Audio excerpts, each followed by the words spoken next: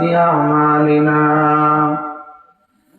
من يهد الله فلا مضل له ومن يضلله فلا هادي له ونشهد أن لا إله إلا الله وحده لا شريك له ونشهد أن محمدا عبد الله ورسوله الذي أرسله الله تعالى بالحق إلى الخلق كافة للناس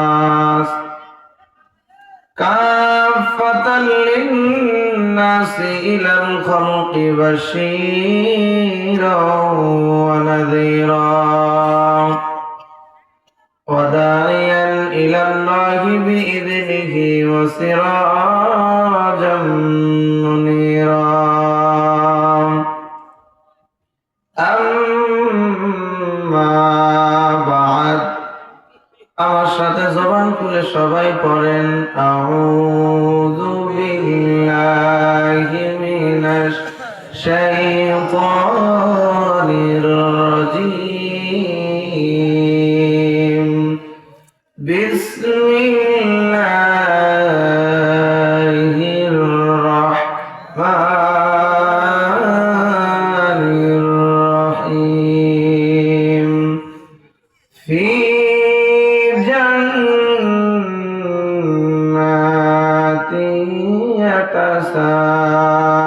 يتساءلون عن المجرمين ما سلككم في سقر قالوا لم نك من المصلين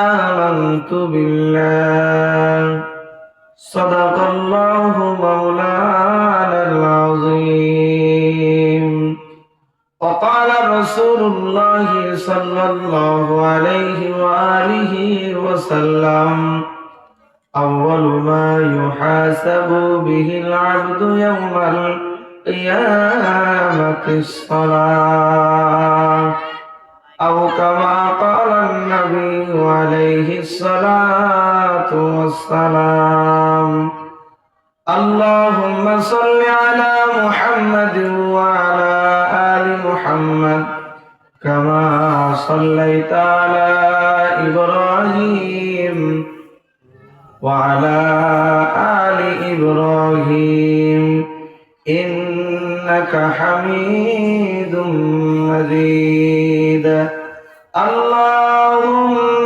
بارك على محمد وعلى آل محمد كما باركت على إبراهيم وعلى آل إبراهيم إنك حميد مجيد তুমি ছাড়া কেউ নেই মালিক বলে কারে ডাকবো তুমি ছাড়া কেউ নেই মাবুদ বলে কারে ডাকবো তুমি ছাড়া কেউ নেই ভালোবেসে তার ছবি আঁকবো তুমি ছাড়া কেউ নেই মালিক বলে তারে ডাকবো তুমি ছাড়া কেউ নেই মাবুদ বলে তারে ডাকবো তাই তো সারাক্ষণ ডাকি তোমারে ভালোবেসে কাছে টেনে নাও আমারে তাই তো সারাক্ষণ ডাকি তোমারে ভালোবেসে কাছে টেনে নাও আমারে, এ মনের গহীরে আছো তুমি, ভালোবেসে চিরদিন রাখবো, তুমি ছাড়া কেউ নেই মালিক বলে তারে ডাকবো, তুমি ছাড়া কেউ নেই মালিক বলে তারে ডাকবো। লা ইলাহা ইল্লাল্লাহ, লা ইলাহা ইল্লাল্লাহ, লা ইলাহা ইল্লাল্লাহ, লা ইলাহা ইল্লাল্লাহ, লা ইলাহা ইল্লাল্লাহ। মুহাব্বতে লা ইলাহা ইল্লাল্লাহ। আর দেরি নয় সারিয়া দাও, আর দেরি নয়, আর দেরি নয় সারিয়া দাও দুনিয়াদারি, মন তোমারে ডাকিতেছে কবরের বাড়ি, মন তোমারে ডাকিতেছে কবরের বাড়ি। তোর জানে মাটি বাবে মাটি রে,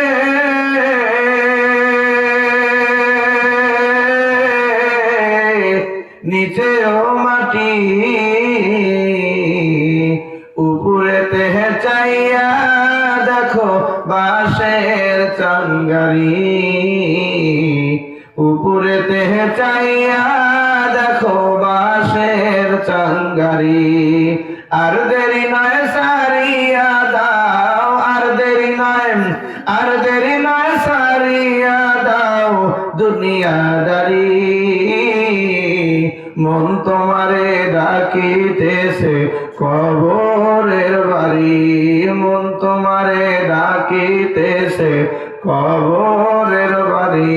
লা ইলাহা ইল্লাল্লাহ, লা ইলাহা ইল্লাল্লাহ,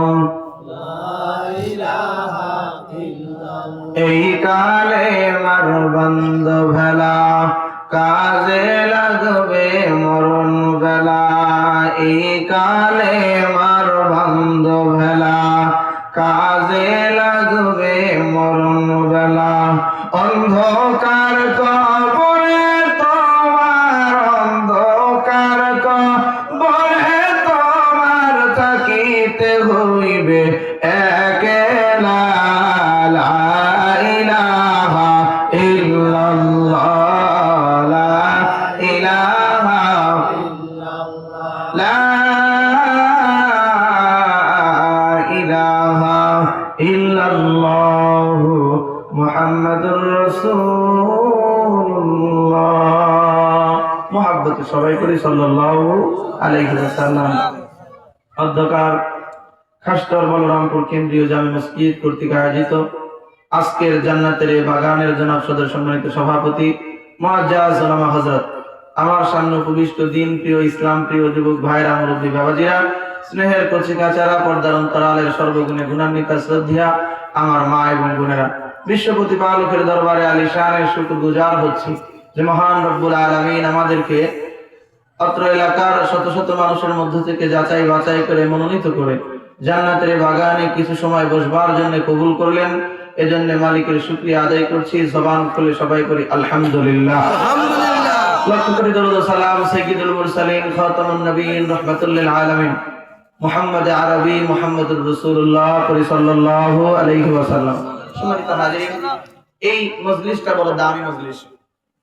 এই মজলিসে বসার জন্য ভাগ্যের দরকার। এই মজলিসে যে কেউ চাইলেই বসতে পারে না। আল্লাহ রাব্বুল আলামিন যদি কবুল না করেন, এখানে সময় দেওয়ার মতো সুযোগ ব্যক্তিগত ইচ্ছায় হওয়ার সুযোগ নেই। দেখেন না, অনেক মানুষ আছে তো, আর অনেক মানুষ তো এলাকায় আছে, অনেকেই বসে আছে কিন্তু আসতে পারে না, মালিক কবুল করেন না। আল্লাহ রাব্বুল আলামিন কোরআন শরীফে বলেন, ইয়া আইয়ুহাল্লাযীনা আমানু তাকুল্লাহ ওয়া কুনু মা'আস সাদিকিন। ওহে দুনিয়ার ঈমানদারেরা, তোমরা আল্লাহকে ভয় করো, নেককারদের সাথী হও। ভালো মানুষের সঙ্গে থাকলে লাভটা হয় কি জানেন? দুনিয়ার জমিনে দেখেন না, ওই এক ধরনের তসবিহ আছে, তাসবিহ গুটির, যেটা লাইটের আলোর কাছে অনেক টাইম থাকার পরে লাইট যদি বন্ধ হয়ে যায়, ওই আলো, লাইটের আলো ওই তাসবিহর ভিতর থেকে আলো আসে না, আসে না?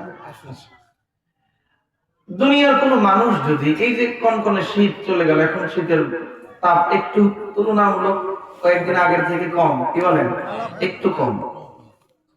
এই কনকনে শীতের ভিতরে কেউ যদি মনে করে আমার একটু গরমের প্রয়োজন, হয়তো আগুনের তাপমাত্রা নিতে হবে, আগুনের কাছে যাইতে হবে, নইলে গরম পোশাকের কাছে যাইতে হবে, কি বলেন?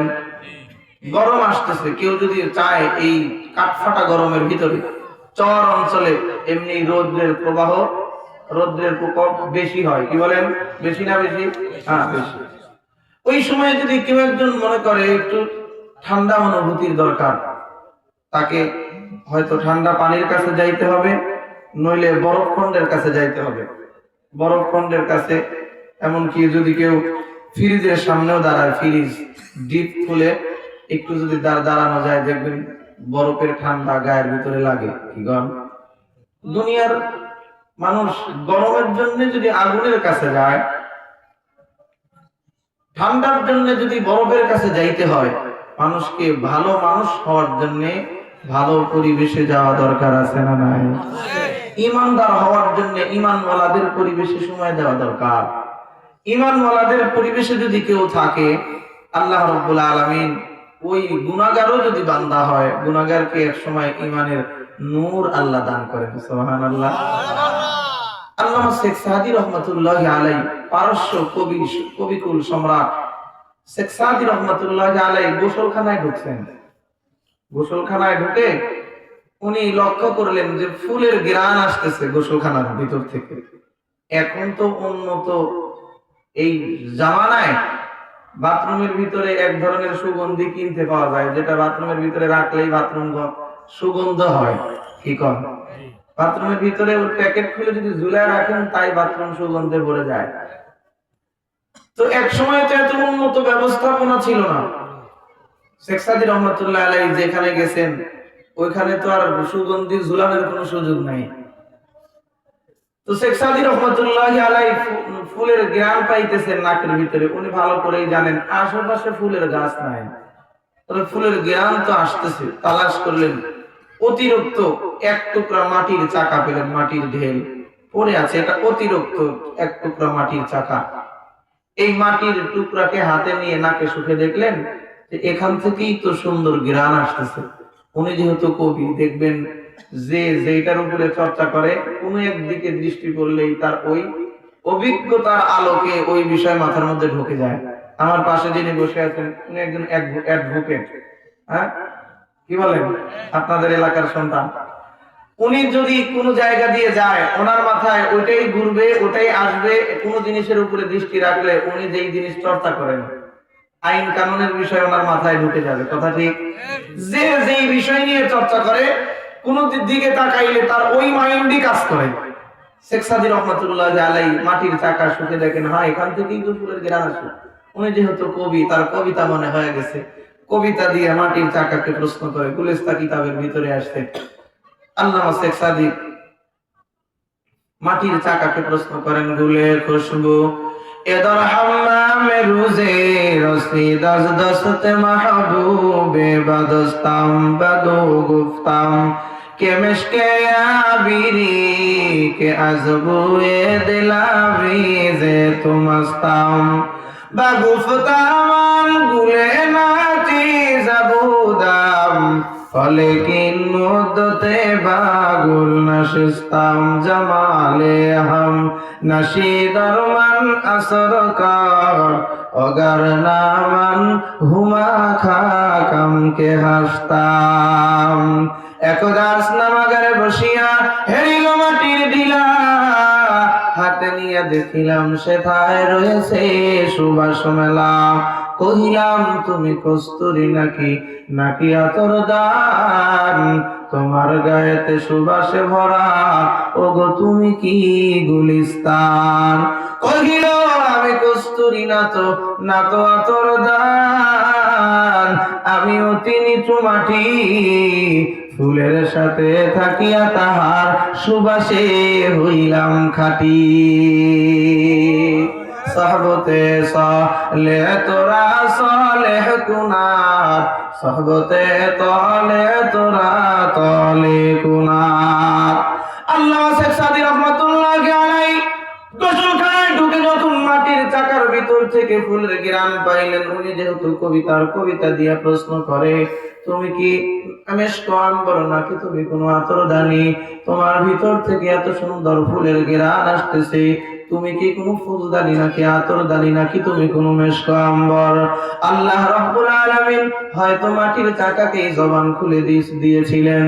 আমি জিজ্ঞাসা করি, আমার আল্লাহ হলেন কাদের কুদরত, মাটির চাকাকে জবান খুলে দেওয়ার ক্ষমতা আমার আল্লাহর আছে না নাই? ইন্নামা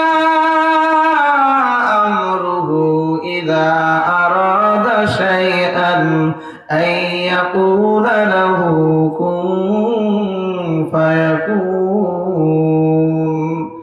কাদের কুদরতদারি হরচ খাই আকুনি, মুর্দারা তো জানে বখশি জিন্দারা বেজাকুনি। তরফাতুল আইনে জাহা বরহম জানাদ, কাসলমি আরদ কে আজাদম জানাদ। আমার আল্লাহ মাটির চাকাকে জবান খুলে দেওয়ার ক্ষমতা আছে না নাই? ওরে নবীর উম্মতের দল, শেখ সাদী রহমাতুল্লাহি আলাইহির সামনে মাটির চাকা হয়তো আল্লাহ জবান খুলে দিয়েছেন, নয়তো আল্লাহ রাব্বুল আলামিন শেখ সাদীর হৃদয়ের ভিতরে এলকা করে দিয়েছেন। মাটির চাকা থেকে জবাব আবিষ্কার হয়।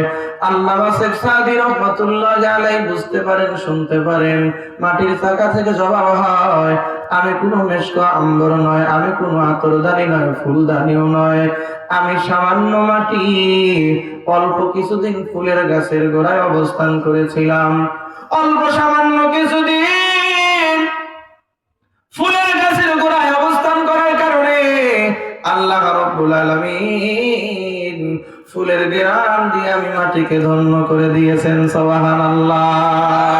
ও মুসলমান ইমানদার, সামান্য মাটি যদি ফুলের গাছের গোড়ায় থেকে ফুলের ঘ্রাণ পাইতে পারে, আমি আর আপনি যদি এই নেককার পরিবেশের ভিতরে থাকি, নেক পরিবেশের ভিতরে থাকি, বলুন তো দেখি আমার আপনারও নেককার হওয়ার সম্ভাবনা আছে নাকি নাই?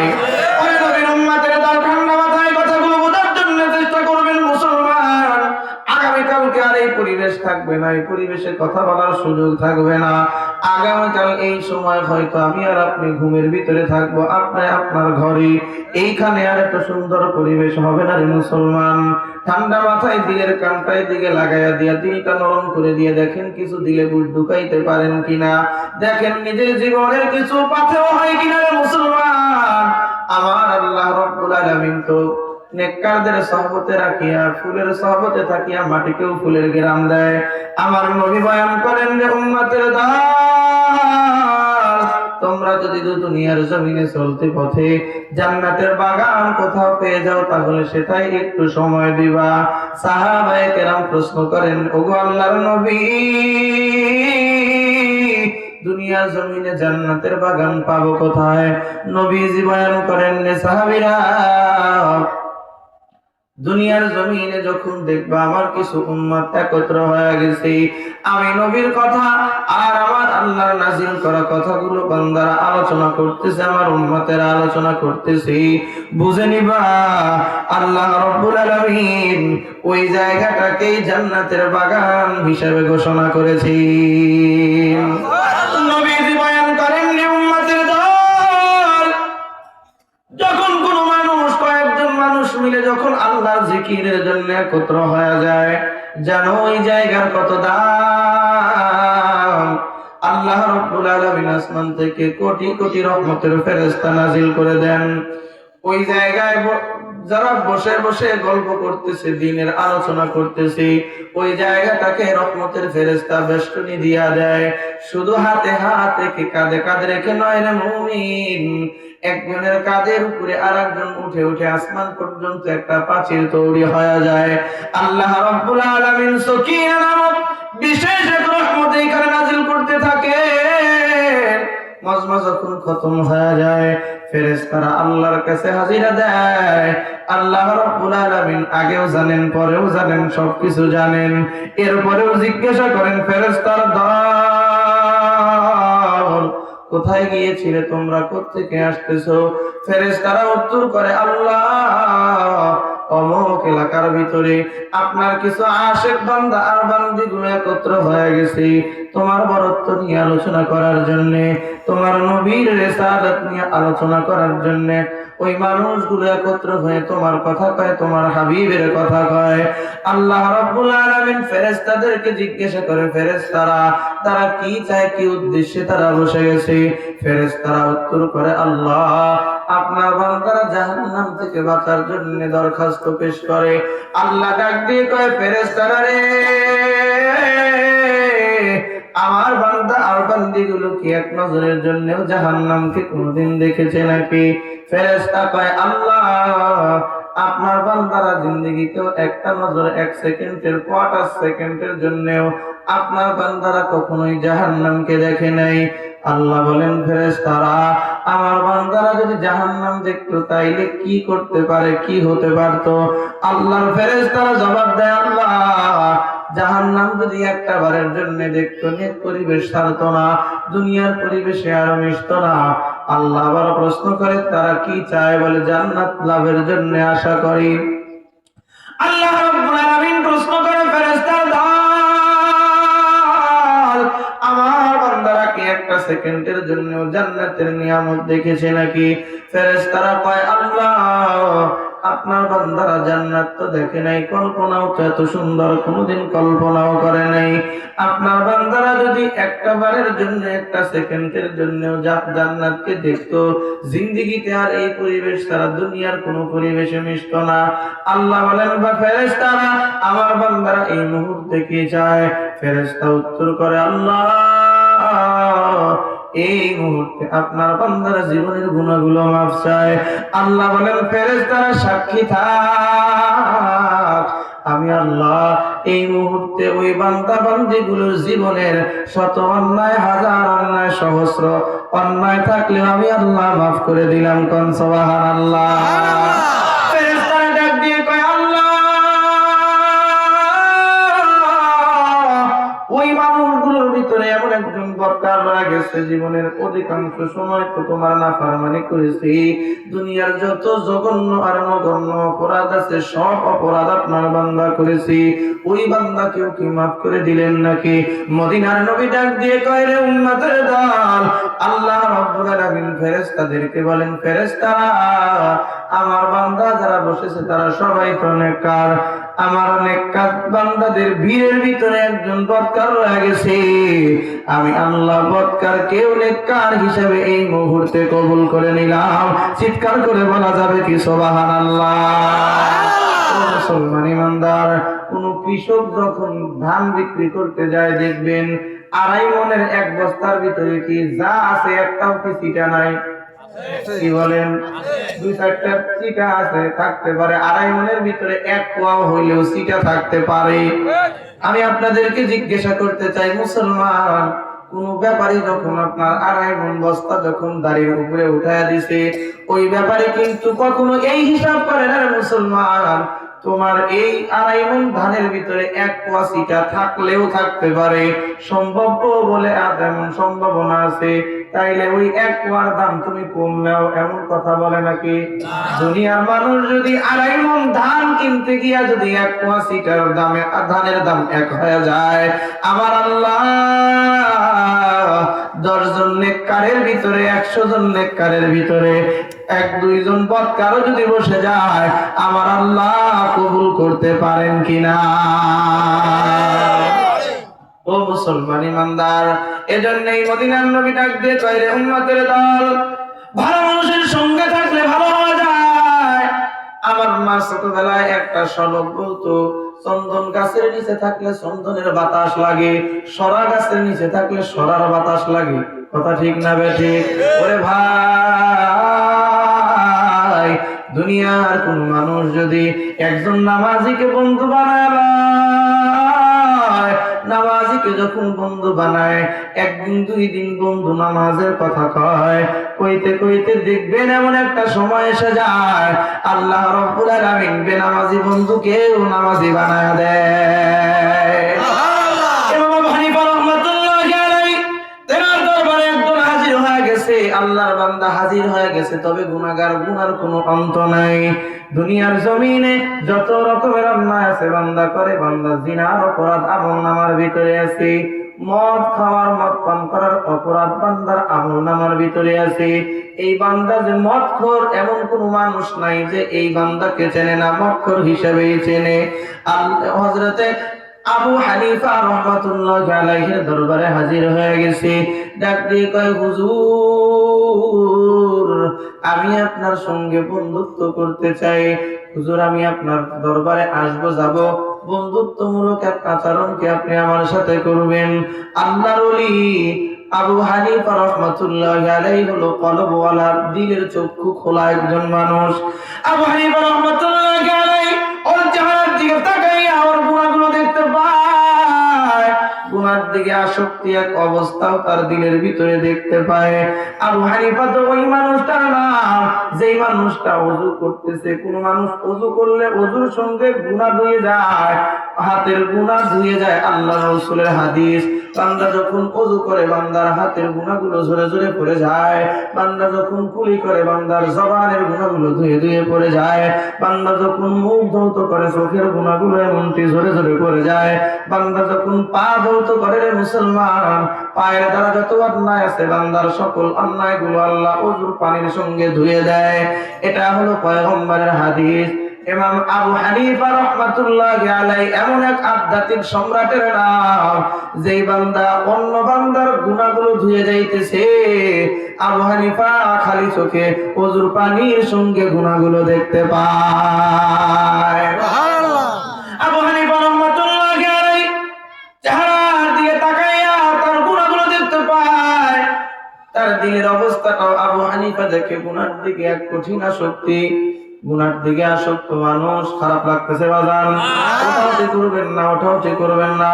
আল্লাহর পয়গম্বরের উম্মত আবু হানিফা ইমামে আজম রাহমাতুল্লাহি আলাইহি, আল্লাহর বান্দা এবার যদি ওর বন্ধুত্ব প্রত্যাখ্যান করে, লোকটা গুনার থেকে বাঁচানো কিন্তু যাবে না। ওরে নবীর উম্মতের দল, আল্লাহর পয়গম্বরের এই সাচ্চা উম্মত করলেন কি? বললেন, একটা শর্ত রয়ে গেছে, একটা শর্ত যদি তুমি পালন করো তোমাকে আমার বন্ধু বানাবো। উনি হিকমত অবলম্বন করলেন। আজকে প্রথমেই যদি ওকে মদ ছেড়ে দেওয়ার কথা বলি, ও মদ ছেড়ে দেবে না। কথা ঠিক না বেঠিক? একজন মানুষ যদি কি হয় বন্ধুরা আমার, সিগারেটে আসক্ত হয়ে যায়, নেশায় আসক্ত হয়ে গেছে, ওই মানুষটাকে যদি আপনি প্রথম দিনেই বলেন তোমাকে আর একটা সিগারেটও খাওয়া যাবে না, একদিন আর নেশার আড্ডায় যাইতে পারবা না। যেই মানুষটা দিনের ভিতরে 2 প্যাকেট সিগারেট লাগে, ওই মানুষ কি একদিনে সিগারেট খাওয়া বন্ধ করতে পারবে বলেন? আরে নবীর উম্মত, হঠাৎ করে কোন মানুষকে গুনাহ থেকে বাঁচানো যায় না। আবু হানিফা রাহমাতুল্লাহি আলাইহি করলেন কি? বললেন, ভাইয়া আমি তোমাকে বন্ধু বানাইতে পারি, তবে শর্ত হলো তোমাকে একটা ওয়াদা দিতে হবে, আজ থেকে তুমি মিথ্যা কথা বলতে পারবা না। মিথ্যা কথা বলা যাবে না। আল্লাহ বান্দা চিন্তা করে, মিথ্যা কথা এটা একটা গুনাহ, মদ খাওয়া বাদ দিতে তার কয় নাই, জিনা করতে বাদ দিতে তো বলে নাই, একটা গুনাহ তো মিথ্যা কথা বলা। আচ্ছা ছেড়ে দিলাম, এর বিনিময়ে যদি আবু হানিফার মতো, ইমামে আজমের মতো বন্ধু পাই, তাইলে তো ভাগ্য খুলে গেল। এই একটা কথা তো অসুবিধা নাই। আল্লাহর বান্দা কথা দিছে, আমি এই মিথ্যা কথা আজ থেকে বলবো না। আল্লাহর বান্দা যখন আবু হানিফার দরবার থেকে চলে গেলেন, মুসলমান, আল্লাহর বান্দা জিনার মধ্যে লিপ্ত হতে চায়, আল্লাহর বান্দা মদ পান করতে চায়, কিন্তু দিলের ভিতরে আবার উদয় হয়ে যায়, আমি তো আগামীকালকে, প্রতিদিন তো ইমামে আজম দেখা করার জন্য বলেছেন, প্রতিদিন তো আমাকে দেখা করতে হবে, হাজিরা দেওয়া লাগবে, হুজুরের সঙ্গে মুসাফা করা লাগবে। হুজুর যদি আমার জিজ্ঞাসা করে আজকে মদ পান করছো নাকি, তাইলে কি বলবো? মিথ্যা তো বলা যাবে না। আবার যখন জিনার মধ্যে যাইতে চায়, পোস্ট কোয়ার্টারে যাইতে চায়, ওই দিকে যখন পা বাড়াইছে, আল্লাহর বান্দার দিলের ভিতরে উদয় হয়ে যায়। আগামীকালকে যদি ইমামে আজম জিজ্ঞাসা করে জিনা করছো নি, আমি তো মিথ্যা কথা বলবো না, ওয়াদা দিছি, তাইলে জিনার থেকে বিরত হয়ে গেলাম। আল্লাহর বান্দা ওই দিন মদ পান করে না, ওই দিন জিনাও করে না। আল্লাহর বান্দা ইমামে আবু হানিফা রাহমাতুল্লাহি আলাইহির সঙ্গে পরের দিন সাক্ষাৎ করলেন। ইমামে আজম জিজ্ঞাসা করলেন, নেশা করছো নি, মদ পান করছো নি? বলে না, না, মদ পান করি নাই। বলে জিনা করছো নাকি? কয় না, না হুজুর, জিনার মধ্যেও তো যাই নাই। বলে যাও যাও, চলে যাও, আগামীকালকে আবার দেখা করবা। পরের দিনও ভাই, নেশাখোর যারা হয় তাদের কিন্তু সময় আসলে নেশা খুব গুতায়। কি খান, ভাত খাওয়ার পরে দেখবেন সিগারেট খোরদেরকে সিগারেটের প্যাকেট ডাকে। কথা ঠিক না? ঠিক কথা বলে। ওরে নবীর উম্মতের দল, আল্লাহর বান্দা এবার দ্বিতীয় দিন যখন মদের গ্লাস হাতে নিতে চায়, মদের গ্লাস হাতের ভিতরে নিয়ে চিন্তা করে আজকে তো যাইতে হবে, তাইলে বিকেল বেলায় কারগুজারি তো মিথ্যার আশ্রয় নিয়ে কারগুজারি শোনাতে হবে। আল্লাহর বান্দা আজকেও তার যৌবনের তাড়নায় জিনার দিকে যাইতে চায়, আবার জিনার পথে পা বাড়াইয়া মনে হয় যায় ইমামে আজম তো জিজ্ঞাসা করবে জিনা করছো নি? আমি যদি জিনা করে যাই তাইলে তার কাছে মিথ্যা কথা কেমনে বলবো? আল্লাহর বান্দা আজকেও জিনা করে না, ইমামে আজমের সঙ্গে বিকেল বেলায় দেখা করে। বিকেল বেলায় দেখা করিয়া 24 ঘন্টার কারগুজারি শোনায়, না না আজকেও মদ পান করে নাই, জিনার ভিতরে যায় নাই। কিতাবের ভিতরে লিখছে, তাজকিরাতুল আউলিয়া কিতাবটা পড়ে দেখবেন মুসলমান, এই কিতাবের ভিতরে লেখা হয় আল্লাহর বান্দা এমন কয়েকদিন চলতে চলতে চলতে চলতে ইমামে আজম আবু হানিফার সঙ্গে দেখা করতে করতে আল্লাহ দিলটা এমন ঘুরায় দিছে, ইমামে আজম আবু হানিফার জামানায় আল্লাহর বান্দা একজন আল্লাহর কাছের মানুষ হয়ে গেছে। ও মুসলমান ইমানদার, এজন্যই তো আমার আল্লাহ ডাক দিয়ে কয়, ইয়া আইয়ুহাল্লাযীনা আমানুত্তাকুল্লাহ কুনু মা'আস সাদিকিন।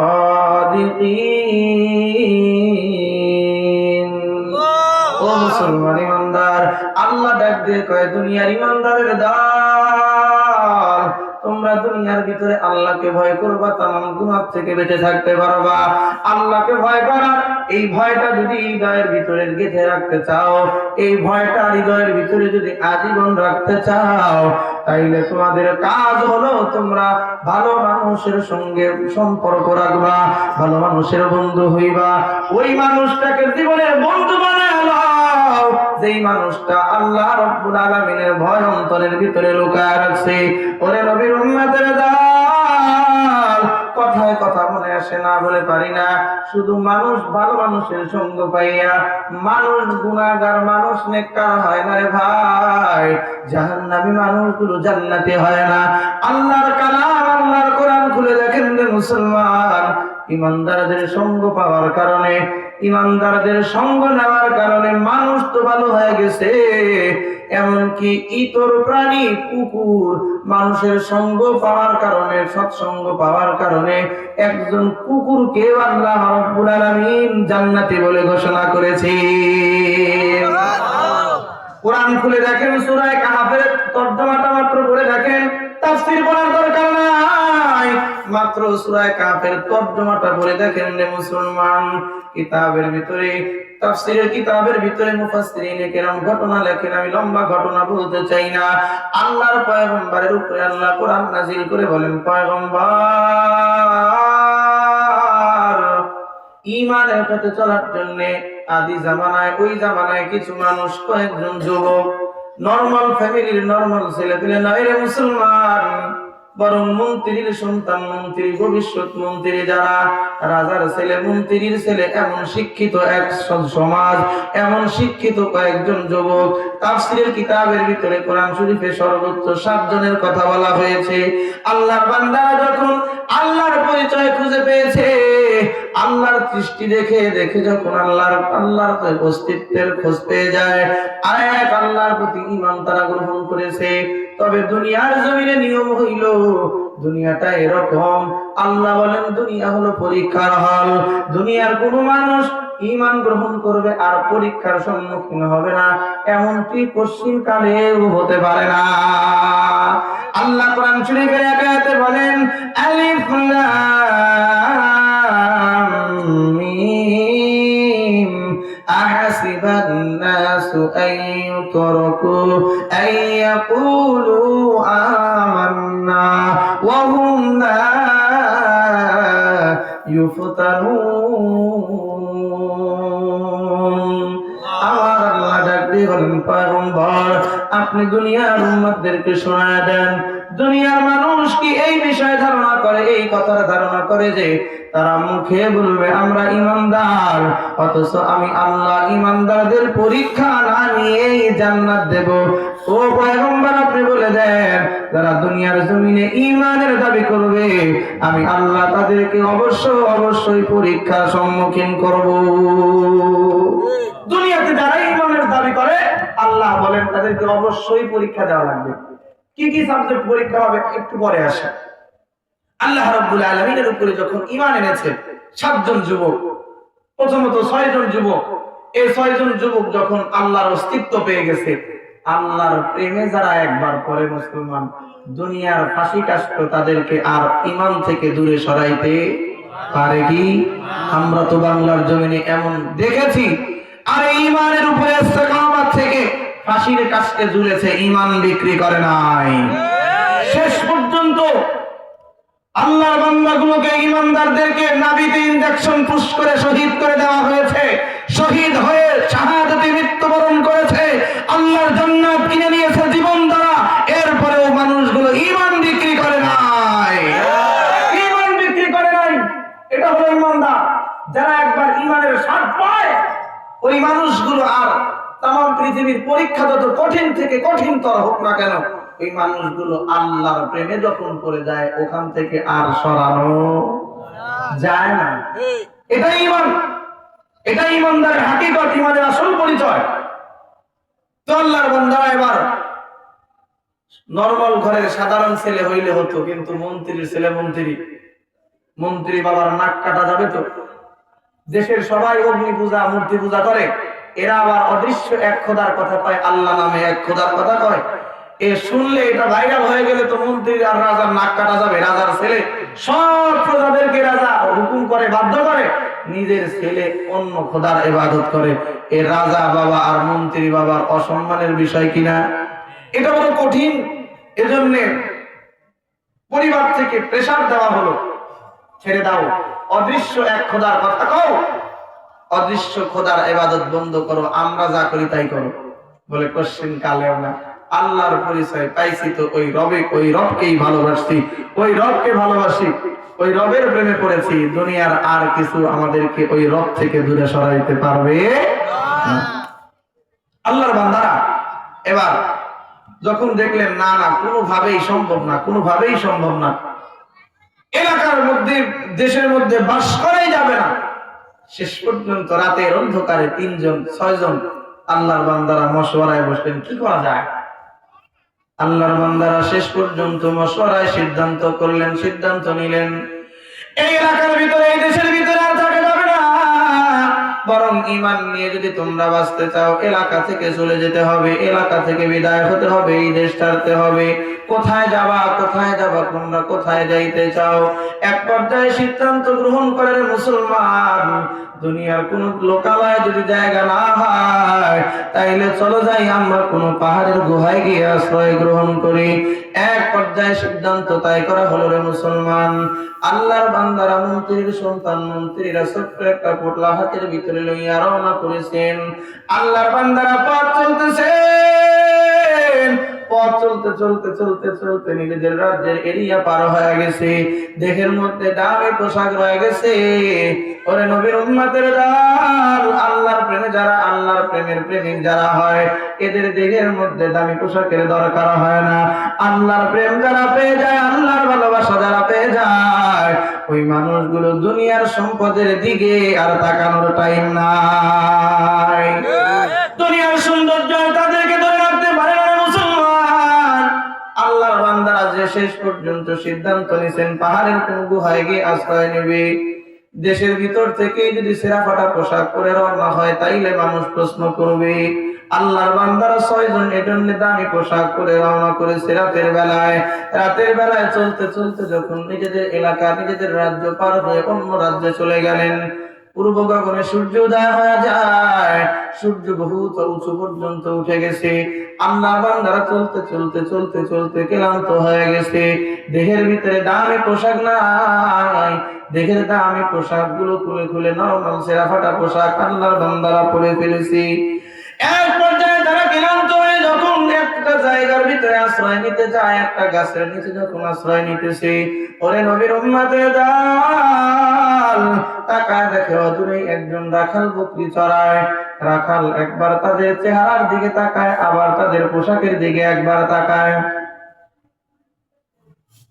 কারণ হলো তারা নিজেদের দেহের ভিতর থেকে যদিও রাজকীয় পোশাক দামি পোশাক খুলে ফেলেছে। মুসলমান বলুন তো দেখি, মন্ত্রীর সন্তান মন্ত্রী ওই কমলা লেবুর মতো সুন্দর চেহারাকে আর খুলে রাখা যায়? কমলা লেবুর মতো সুন্দর চেহারাটা আর খুলে রাখা যায় না। এজন্য আল্লাহর বান্দারা দেহের ভিতরে ছেঁড়া ফাটা পোশাক যদিও পরেছে, কিন্তু ওই সুন্দর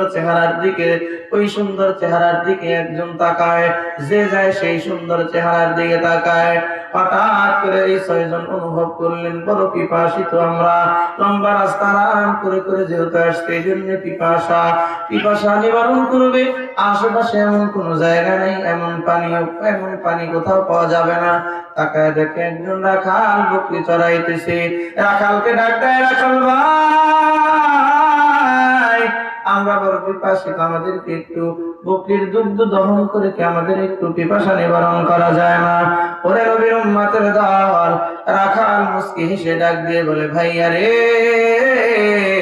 অসুবিধা নাই, আমার মালিকের পক্ষ থেকে কোন পথিককে দুধ পান করানোর অনুমতি আমার মালিক দিয়ে দিয়েছেন। কন্যা সুবহানাল্লাহ।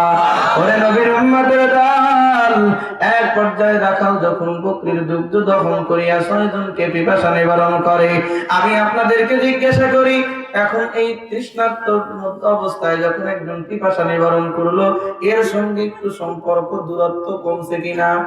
দূরত্ব কমে একটু সম্পর্ক গভীর হওয়া সম্ভব না অসম্ভব? নিঃসন্দেহে সম্ভব রে মুসলমান। এবার রাখাল কাছাকাছি এসে আসছে। রাখাল ডাক দিয়ে বলে, ভাইয়া একটা প্রশ্ন তোমাদেরকে করতে চাই, প্রশ্নের জবাব কি দিবা? বলে, রাখাল ভাই, তুমি আমাদের উপকার করেছো, অসুবিধা নেই, কি প্রশ্ন জানতে চাও বলো। রাখাল ডাক দিয়ে কয়, ভাই, আপনাদের চেহারার সঙ্গে পোশাকের কেন মিল নাই? আপনাদের চেহারার দিকে তাকাইয়া তো মনে হয় আপনারা মন্ত্রী বর্গ হবেন, মন্ত্রী পুত্র হবেন, রাজপুত্র হবেন, তবে আপনাদের চেহারার আর দেহের ভিতরে পোশাকের কোনো মিল নাই। পোশাকের দিকে তাকাইয়া মনে হয় আপনারা কোনো ভিখারি ছাড়া অন্য কিচ্ছু না, কিন্তু চেহারায় তো রাজকীয় এক অবস্থা বিরাজমান। আল্লাহর বান্দারা একজন আর একজনের চেহারার দিকে তাকায়, আর একজন আর একজনকে কানাঘুষা করে, হায় হায় কি হয়ে গেল, এখন কি রাখালের কাছে আমাদের আসল পরিচয় বলবো নাকি কোনো বিপদ হয়ে যাবে? একজন ডাক দিয়ে কয়, না, আমরা যেহেতু এক আল্লাহর উপরে আস্থা আর ভরসা রেখে এক আল্লাহর জন্য এক আল্লাহর প্রেমে পাগল হয়ে এক আল্লাহর প্রেমিক হয়ে ঘর ছেড়েছি, বাড়ি ছেড়েছি, মন্ত্রীর রাজপ্রাসাদ ছেড়েছি, রাজার রাজপ্রাসাদ ছেড়েছি, ভবিষ্যৎ মন্ত্রীর চেয়ারটা পর্যন্ত ছেড়ে দিয়েছি, রাজপ্রাসাদের ওই রাজ সিংহাসনটা পর্যন্ত ছেড়ে দিলাম। ওই আল্লাহর উপরে ভরসা রয়ে গেছে। ওই আল্লাহ যদি বিপদ রাখেন বিপদ হবে, নইলে কোনো বিপদ হবে না। আল্লাহর উপরে একিন লইয়া একজন ডাক দিয়ে কয়, ভাইয়া রে, কি বলবো দুঃখের কথা, আমরা অমুক এলাকার অমুক দেশের রাজপুত্র, মন্ত্রী পুত্র, আমরা এক আল্লাহর প্রেমের প্রেমিক হয়ে গেছি। এক আল্লাহর প্রেমের প্রেমিক হইয়া আমরা তো পাহাড়ের কোন গুহায় আশ্রয় গ্রহণ করে বাকি জীবনটা রবের ইবাদতে কাটাইতে চাই। এবার রাখাল পায়ের মধ্যে পড়ে গেছে, ভাই আমি রাখাল তো ওই এক আল্লাহর প্রেমের প্রেমিক কন্যা, সুবহানাল্লাহ। ভাইয়া রে, কতদিন পর্যন্ত ওই আল্লাহর প্রেমিকদেরকে খুঁজতেছি, আজ খুঁজে পাইলাম। তোমাদের পায়ে পড়ি, আমাকে তোমাদের সঙ্গে লইবা। ডাক দিয়ে কয়, ও ভাই রাখাল, তোমার তো মালিকের কত আমানত তোমার কাছে রয়ে গেছে, বলে একটু সময় দেন, মালিকের আমানত গুলো মালিকের কাছে ফেরত দিয়েই আমি তাড়াতাড়ি চলে আসবো।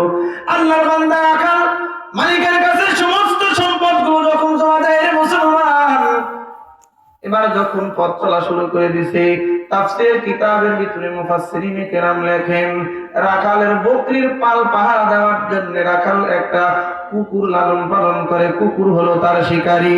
দেখবেন কোন বাড়িতে যদি কুকুর থাকে, বিয়াই শীতের পিঠা খাওয়ার দাওয়াত পেয়েছে, বিয়াই বাড়ি রওনা করেছে দাওয়াত পেয়ে, কুকুর দেখবেন দাওয়াত না পেয়ে মালিকের সাথে দৌড়ায়, ঠিক না বেঠি? কুকুর দেখবেন দাওয়াত লাগে না, ও মালিকের কিসকিস রওনা, কি হয় কিনা? হ্যাঁ। এবার আল্লাহর বান্দা রাখাল যখন 6 জনের সঙ্গে মিলে গেছে, 7 জন হয়ে গেছে, পথ চলতেছে, পথ চলা শুরু করে দিয়েছে। আশ্চর্য ব্যাপার, তাকায় দেখে কুকুর তো পিছনে না, কুকুর না পিছনে পিছনে আসতেছে। অবস্থা হলো এই, আমরা যদি কোন পাহাড়ের গুহায় গিয়ে আশ্রয় নেই, কুকুর তো মানুষ দেখলে গেউ গেউ করবে, লাফালাফি করবে, আওয়াজ করবে। আমরা যে নিরাপত্তার আশ্রয় খুঁজতেছি মালিকের ইবাদত করার জন্য, আমাদের নিরাপত্তার মধ্যে তো বিঘ্ন ঘটে যাবে। এই চিন্তা করে 6 জনে ডাক দিয়ে বলে, রাখাল ভাই কুকুরকে হটাও, কুকুর যদি সরাইতে না পারো আমরা কিন্তু তোমাকে নিতে পারবো না, দুঃখিত। এমনটি বলে যখন কুকুর সরাইতে কয়, কুকুরকে তাড়া করে রাখাল খানিক দূর যাওয়ার পরে আবার যখন হাঁটা শুরু করে, আবার কুকুর পিছনে পিছনে আসে। কয়েকবার পর্যন্ত যখন এমন করা হলো রে মুসলমান, এক পর্যায়ে রাখাল ডাক দিয়ে কয়, ভাইয়া রে, আমি তো কুকুরকে সরাইতেই চাই, কুকুরকে তো আর পিছনে সরাইতে পারি না, পিছু সরাইতে পারি না। ও ভাই, তোমরা কি একটু আমাকে সহযোগিতা করবা, একটু কি সাহায্য করবা? 6 জনে মিলে কুকুরকে ধাওয়া করে, না না, কোনোভাবেই তো কুকুরকে পিছু সারানো যায় না। এক পর্যায়ে 6 জন মিলে কুকুরের উপরে উৎপর্য করে আঘাত শুরু করে দিছে। কুকুরকে যখন আঘাত করে রে মুসলমান, মুফাসসিরিনে কেরাম লেখেন, আল্লাহর নবী বয়ান করেছেন, কুকুর আসমানের দিকে তাকায় তার নিজের ভাষায় গেউ গেউ গেউ গেউ আওয়াজ করতেছে। কুকুর যেন মালিকরে ডাক দিয়ে কয়, মালিক একটু কি জবান খুলে দিবা না? তোমার আশিকদের সঙ্গে কি একটু কথা বলার সুযোগ দিবা না? আমি আগেই বলেছি আমার আল্লাহ মাটিকে জবান খুলে দেওয়ার ক্ষমতা আছে না নাই? আল্লাহ যদি মাটির জবান খুলে দিতে পারে মুসলমান, তাইলে কুকুর একটা প্রাণী, এই প্রাণীর তো নিজস্ব এক ভাষা আছে, কথা বলার জবান আছে। এই জবানে আল্লাহ মানুষের মতো কথা বলানোর ক্ষমতা আমার আল্লাহর আছে না না? আমার আল্লাহ কুকুরের জবান খুলে দিলে কুকুরকে আঘাত করে রক্তাক্ত করে দিয়েছে মুসলমান। কুকুর এবার মানুষের মতো কথা কয়। কুকুর ডাক দিয়ে কয়, আল্লাহর প্রেমিকেরা, তোমরা তো তোমাদের পিছু ছাড়াইতে চাও, তোমরা তো আমাকে আঘাত করো তোমাদের পিছ থেকে সরে যাওয়ার জন্য, তোমাদের নিরাপত্তার বিঘ্নতা ঘটবে চিন্তা করে তোমরা আমাকে পিছু সরাইতে চাও। তবে যার প্রেমের প্রেমিক তোমরা হয়ে গেছো, আমি কুকুর ওই আল্লাহর প্রেমের প্রেমিক। তোমরা আমাকে পিছু সরাইতে চাও, আমাকে নিলে তোমাদের নিরাপত্তার বিঘ্ন ঘটবে বলে চিন্তা করো। নারে ইমানদারের দল, নিরাপত্তার বিঘ্নতা ঘটবে না, বরং তোমাদের নিরাপত্তার প্রহরী বানাইয়া আল্লাহ রাব্বুল আলামিন আমাকে নিযুক্ত করেছেন। জোরে বলবেন কি সুবহানাল্লাহ? ও মুসলমান ইমানদার, আল্লাহর বান্দারা 7 জন মিলে কুকুরকে আঘাত করে, কুকুরকে আর হাঁটার ক্ষমতা রাখে? কুকুরের হাঁটার ক্ষমতা নাই। মদিনার নবী ডাক দিয়ে কইলেন, উম্মতের দল। এক পর্যায়ে 7 জন ইমানদার মিলে পালাক্রমে কুকুরকে কাঁধের মধ্যে উঠায় নিয়েছি, পাহাড়ের গুহায় আশ্রয় গ্রহণ করেছে। লম্বা কথা, সেদিকে আমি যেতে চাই না। আমি যেটা আপনাদের খেদমতে বুঝাইতে চাই রে মুসলমান, মদিনার নবী ডাক দিয়ে কইলেন, উম্মতের দল, ওই যে 7 জন ইমানদারের সঙ্গী নিয়ে সঙ্গী হয়েছে এক কুকুর। কুকুরের নাম হলো কিতমির। কুকুরের নাম কি? কুকুরের নাম কিতমির। আল্লাহর নবী ডাক দিয়ে কয়, আল্লাহ রাব্বুল আলামিন কিয়ামতের ময়দানে আসহাবে কাহাফের এই কিতমির নামক কুকুরটারে একজন মানুষের আকৃতি দান করিয়া একেও জান্নাতে পাঠায় দেবেন। কম সুবহানাল্লাহ। ও মুসলমান ইমানদার, কুকুর যদি ইমানদারদের সঙ্গী হয়ে জান্নাতে যাইতে পারে, আমি মুসলমান আশরাফুল মাখলুকাত, সৃষ্টির ভিতরে আমার থেকে দামি কোনো সৃষ্টি নাই। আমি যদি একজন ইমানদারের সঙ্গী হয়ে যাই, আমি যদি একজন মুসলমানের সঙ্গী হয়ে যাই, এক কথায় আমি যদি একজন ভালো মানুষের সঙ্গী হয়ে যাই, ভালো মানুষটা যদি জান্নাতি হয়, জান্নাতি গুণাগুণ আমার ভিতরে আল্লাহ দিতে পারেন কিনা? এজন্যই আমার আল্লাহ বলেন, ইয়া আইয়ুহাল্লাযীনা আমানুত্তাকুল্লাহ কুনু মা'আস সাদিকিন।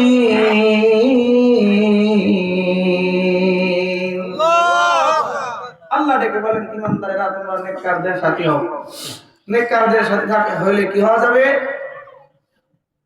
নেককার হওয়া যাবে ইনশাআল্লাহ। কোন একজন মানুষ নামাজি ব্যক্তিকে যদি বন্ধু বানায়, নামাজি বন্ধু ফজরেও ডাকে, জহরেও ডাকে, আসরেও ডাকে, মাগরিবেও ডাকে, আবার এশায়ও হাতের কাছে না পাইলে ফোন দেয়, এই 5 বেলা যদি একজন মানুষকে ডাকা হয়, প্রতিনিয়ত ডাকতেছে, প্রতিনিয়ত খবর দেয়, প্রতিনিয়ত ডাকে মসজিদে যাইতে, আবার ফজরেও জামাতে শরীক হওয়ার জন্য তাগাদা দেয়, আর কয়দিন একজন মানুষের কথা অমান্য করা যায়? হেদায়েতের মালিক কে? আল্লাহ। আল্লাহ হেদায়েতের মালিক। আমার আল্লাহ কি পারেন না একজন নামাজির কথা বেনামাজির অন্তরে ঢুকাইয়া ওই নামাজ বেনামাজিকে আল্লাহ নামাজি বানাইয়া দিতে? এমন অনেক হাজার হাজার নজির দেখানো যাবে, আরে শত সহস্র নজির দেখানো যাবে। কত মানুষ বেনামাজি নামাজিকে বন্ধু পাইছে, নামাজি বন্ধু হিসাবে গ্রহণ করেছে, তো জীবনের শেষ লগ্নে হলেও বান্দা বুঝতে পেরেছে নামাজ ছাড়া গতি নাই, এবার নামাজে চলে আসছে। আল্লাহ রাব্বুল আলামিন হেদায়েত দিয়েছেন। এজন্য রাসূল বলেন, ভালো মানুষকে সঙ্গী বানাইবা। আল্লাহ বলেন, ভালো মানুষকে সঙ্গী বানাইবা।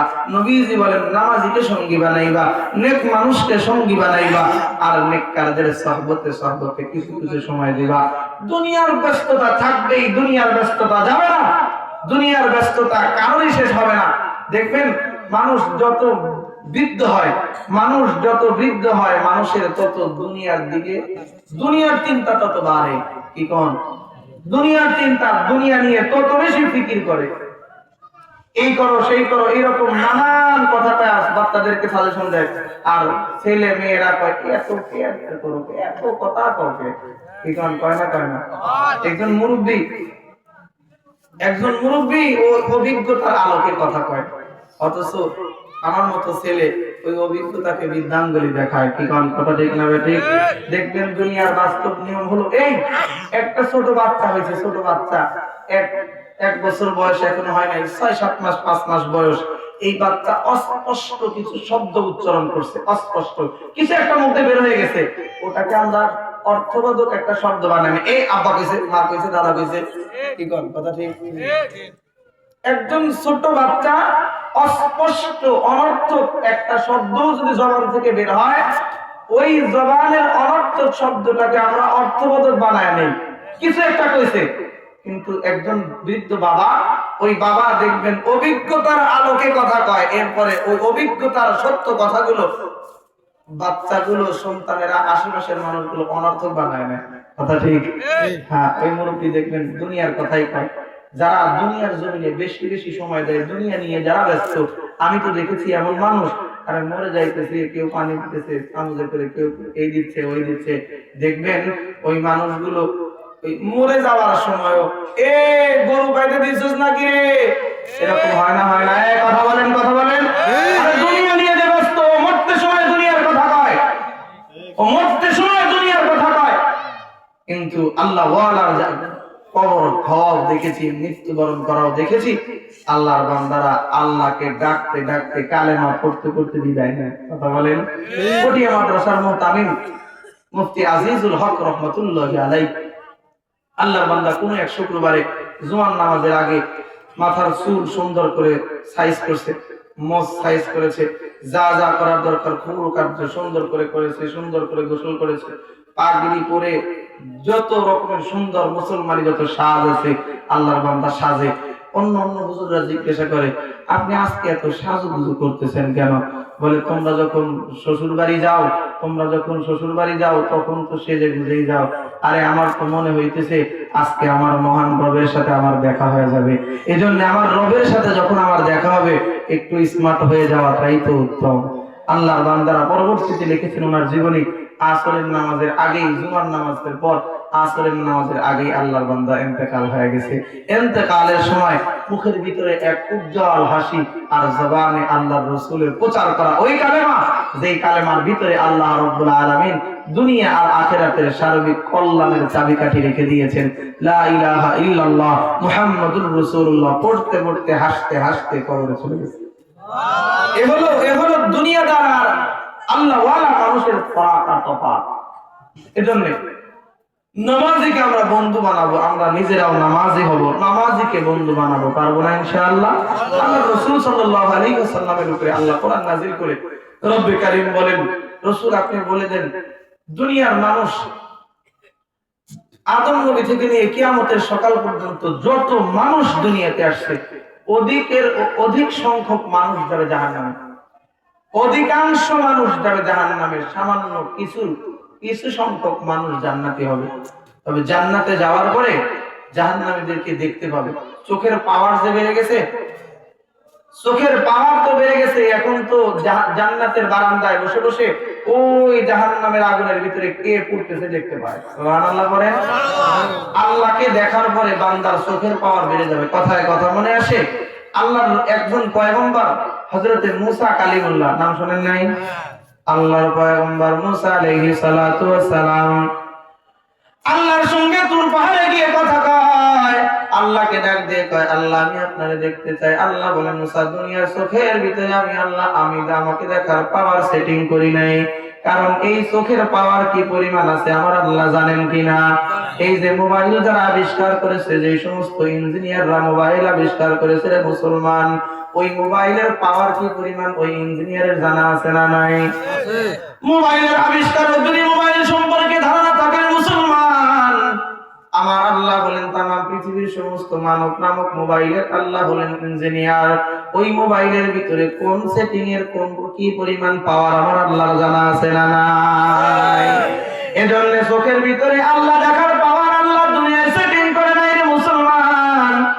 এজন্য মূসা পয়গম্বরকে ডাক দিয়ে বললেন, মূসা আমাকে দেখা যাবে না দুনিয়ার চক্ষু দিয়া। মূসা আলাইহিস সালাতু ওয়াস সালাম আল্লাহর সঙ্গে যেহেতু সম্পর্ক গভীর, আল্লাহর একজন সত্তা প্রেমিক ডাক দিয়ে কয়, আল্লাহ আমি আপনারে দেখবই দেখবো। আল্লাহ ডাক দিয়ে বলেন, পাহাড়ের দিকে তাকাও। মূসা নবী পাহাড়ের দিকে তাকায়, আল্লাহ পাক রব্বুল আলামিন নূরের একটা জাল্লি ছেড়ে দিবেন, নূরের এক ঝলকানি ছেড়ে দিবেন। ওরে নবীর উম্মতের দল, মূসা নবী বেহুশ হয়ে গেছে। আল্লাহর সঙ্গে কথা বলে মূসা নবীর কানের পাওয়ার কেমনে হয়েছে, চোখের পাওয়ার কেমনে হয়েছে বোঝানোর জন্য বুখারীর বর্ণনার এক হাদিস আমি আপনাদেরকে শোনাই। আল্লাহর পয়গম্বর মূসা কালিমুল্লাহ আল্লাহর সাথে কথা বলতে রওনা হয়ে গেছে। আল্লাহর সঙ্গে কথা বলতে তুর পাহাড়ের দিকে আগাইতেছেন। মূসা আলাইহিস সালাতু ওয়াস সালামের দিলের ভিতরে একটা চিন্তা জাগ্রত হয়ে গেছে, আমার পরিবারের জন্য, সন্তানদের জন্য যে পরিমাণ খাবারের বন্দোবস্ত করে রাখলাম, আল্লাহর কাছে যাইতেছি তো নিজের ইচ্ছায়, আল্লাহ ছাড়লে আসতে পারবো, নইলে কিন্তু আসা যাবে না। কেননা আল্লাহ আমার উপরে কিতাব দেওয়ার সময় বলেছিলেন 30 রাত ইতিকাফ করা লাগবে। আল্লাহ আবার পরে কয় আরো 10 রাত থাকো। আরো 10 দিন থাকার পরে 40 দিন পূরণ করে আল্লাহ কিতাব দিয়েছিলেন। তার মানে যাইতেছি আমার ইচ্ছায় আসতে হবে, কার ইচ্ছায়? আসতে হবে আল্লাহর ইচ্ছায়। পরিবারের জন্য যে পরিমাণ খাবার রেখে গেলাম, এই তো আমি কবে আসি তার ঠিক নাই, পরিবার খাবে কি, এই চিন্তা যখন মুসা পয়গম্বর করতেছেন, আল্লাহ রাব্বুল আলামিন মনের খবর জানেন কিনা? আল্লাহু আলিমুম বিদাতিস সুদূর। বান্দার হৃদয়ের ভিতরে যা কিছু গোপন থাকে, যা কিছু লুকানো থাকে, সব কিছু জানেন তিনি কে? আল্লাহ রাব্বুল আলামিন মুসা নবীর অন্তরের বিষয় জানেন। মুসা পয়গম্বর যখন হাজির হয়ে গেছে, আল্লাহ রাব্বুল আলামিন কথা শুরু করার পূর্বে ডাক দিয়ে কয়, মুসা রে, ওই যে হাতের ভিতরে লাঠি আছে, সামনে একটা পাথর আছে, ওই পাথরের ভিতরে তুমি একটা আঘাত করো। মুসা পয়গম্বর পাথরের উপরে আঘাত করে দিছে। রে মুসলমান, আল্লাহর রাসূল বলেন, মুসা পয়গম্বর যখন পাথরের উপরে আঘাত করে দিয়েছেন, পাথর ফেটে আরেকটা পাথর বের হয়ে গেছে। দ্বিতীয় পাথর, 2 নম্বর পাথর যখন বের হয়ে গেছে, আল্লাহ দেখে বললেন, মুসা ওই পাথরটার ভিতরে আঘাত করো। মুসা পয়গম্বর পাথরের উপরে আঘাত করলেন। রে মুসলমান, পাথরের উপরে আঘাত করলে 2 নম্বর পাথর ফেলে তৃতীয় আর একটা পাথর বের হয়ে যায়। আল্লাহ ডেকে বললেন, ওটার উপরে আঘাত করো। মুসা পয়গম্বর ওটার উপরে আঘাত করে দেখলেন, তৃতীয় পাথরটা যখন ফেটে গেছে, তৃতীয় পাথরের ভিতরে মুসা নবী তাকায় দেখেন একটা পিপীলিকা রয়ে গেছে, তা আবার জিন্দা। কন্যা সুবহানাল্লাহ। মুসা আলাইহিস সালাতু ওয়াস সালাম দেখেন তৃতীয় পাথরের ভিতরে একটা পিপীলিকা, তা আবার জীবিত রয়ে গেছে। আল্লাহ বললেন, মুসা ওই পিপীলিকার কি কয়, তুমি একটু কানটা নিজের পিপীলিকার দিকে আগায় দাও। আল্লাহর রাসূল বলেন, মুসা নবী যখন এই কাণ্ডগুলো করতেছে, সময় তো দিন নয়, সময়টা হলো রাত্রি। রাত্রি বেলায় এমন করতেছেন, অন্ধকার রাত। মুসা পয়গম্বর ওই যে আল্লাহর নূরের তাজাল্লি দেখেছেন, চোখের পাওয়ার কি পরিমাণ হয়ে গেছে, এটাই বুঝাইতে চাই। মুসা আলাইহিস সালাতু ওয়াস সালাম 3 নম্বর পাথরের ভিতরে দেখলেন কালো এক পিপীলিকা। কালো পিপীলিকা চেনেন না? কালো এক পিপীলিকা রয়ে গেছে। মুসা নবী খালি চোখে অন্ধকার রাতে পাথরের ভিতরেও খালি চোখে কালো পিপীলিকা দেখতে পায়। সুবহানাল্লাহ। কোন ওরে নবীর উম্মতের দল, এবার আমার আল্লাহ ডাক দিয়ে কয়, মুসা ওই পিপীলিকার দিকে তোমার একটু কানটা বাড়ায় দাও। মুসা নবী পিপীলিকার দিকে নিজের কানটা আগায় দিয়ে শুনতে পায় পিপীলিকা আল্লাহ রাব্বুল আলামিনের তাসবিহ করতেছে, সুবহানা মান সামিআ কালামি ওয়া সুবহানা মান রাআনি ওয়া সুবহানা মান রাযাকানি। পড়েন আল্লাহু আকবার। আল্লাহর পয়গম্বর মুসা কালিমুল্লাহ দেখতে পায় তৃতীয় পাথরের ভিতরে পিপীলিকা আল্লাহর গুণগান গায়, সুবহানা মান সামিআ কালামি। ওই আল্লাহর পবিত্রতার গুণগান গাইতেছে, যেই আল্লাহ 3 নম্বর পাথরের ভিতরে আমার কথা শুনতে পায়। ওই আল্লাহর শুকরিয়া আদায় করি, যে আল্লাহ 3 পাথরের ভিতরে আমি পিপীলিকাকে দেখতে পাই। ওই আল্লাহর শুকরিয়া আদায় করতেছি, যে আল্লাহ 3 নম্বর পাথরের ভিতরেও আমি পিপীলিকাকে রিজিক দেয়। মুসা পয়গম্বরের বুঝতে বাকি নাই, একটা পিপীলিকার দিকে যদি 3 পাথরের ভিতরে আমার আল্লাহ রিজিক দিয়ে থাকেন, আমি আশরাফুল মাখলুক, আমার পরিবার হলো নবী পরিবার, আমার পরিবারকেও আল্লাহ রাব্বুল আলামিন না খাওয়ায় মারবেন না। ও মুসলমান ইমানদার, আমি বুঝাইতে চাইতেছি মুসা নবীর চোখের পাওয়ার। অন্ধকার রাত্রে কালো পাথরের ভিতরে কালো পিপীলিকা খালি চোখে দেখতে পায়। আবার পিপীলিকা যে আওয়াজ করতেছে, আল্লাহর তাসবিহ করতেছে, মুসা আলাইহিস সালাতু ওয়াস সালাম আল্লাহর সাথে কথা বলে কানের পাওয়ার এমন হয়ে গেছে, পিপীলিকার সুবহানাল্লাহর তাসবিহ মুসা নবী নিজের কানে শুনতে পায়। সুবহানাল্লাহ।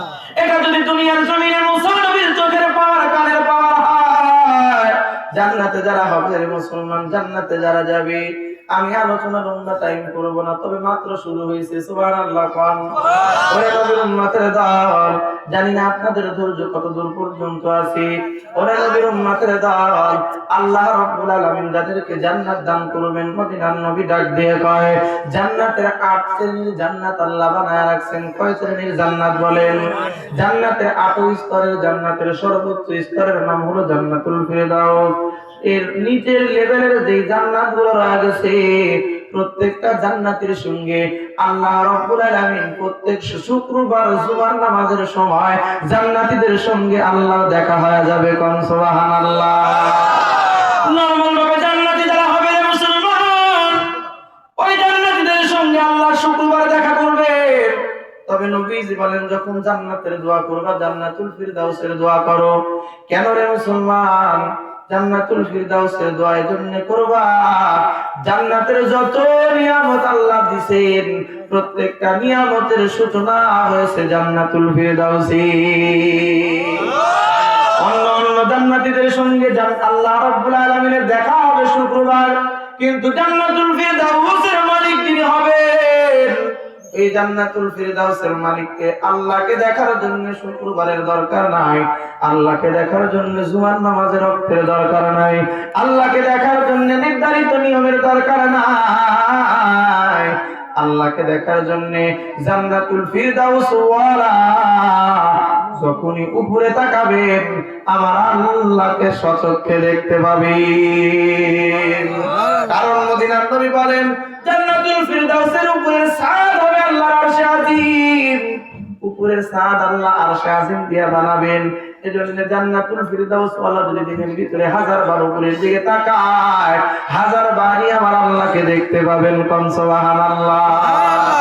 যে আল্লাহরে দেখা যায় ওই আল্লাহরে আমার কাছ থেকে কথাও বলা যায়। এবার বলুন তো দেখি, কানের পাওয়ার, চোখের পাওয়ার কমবে না বাড়বে? চোখের পাওয়ার কি পরিমাণ বাড়বে রে মুসলমান? জান্নাতীরা এরকম আরামকে দাঁড়ায় বারান্দায় বিকেল বেলায় বসে আছে, বিকেল বেলায় বারান্দায় বসে বসে আরাম করতেছে, জান্নাতি হুরদেরকে লইয়া গল্প করতেছেন। জাহান্নামের দূরের জাহান্নামের দিকে তাকায় দেখা যায় ওই যে আমার এলাকার এক ভাই না জাহান্নামের আগুনের ভিতরে পড়তেছে, ওই যে আমার এলাকার ক্লাস প্রাইমারি স্কুলে পড়া এক বন্ধু না জাহান্নামের ভিতরে পড়তেছে।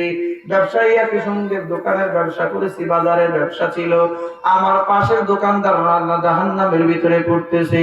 কত আপনজনকে জাহান্নামের ভিতরে দেখা যায়। একই পাড়ায় একই মহল্লায় থাকতাম, কেন আজকে সে জাহান্নামে গেল? একই বাজারে বাজার করতাম, ব্যবসা করতাম, কেন আজকে জাহান্নামে দেওয়া গেল? আল্লাহর বান্দারা এবার জান্নাতের আরামকে দাঁড়ায় বসে বসে জাহান্নামীদেরকে প্রশ্ন করে, মা সালাকাকুম ফি সাকার।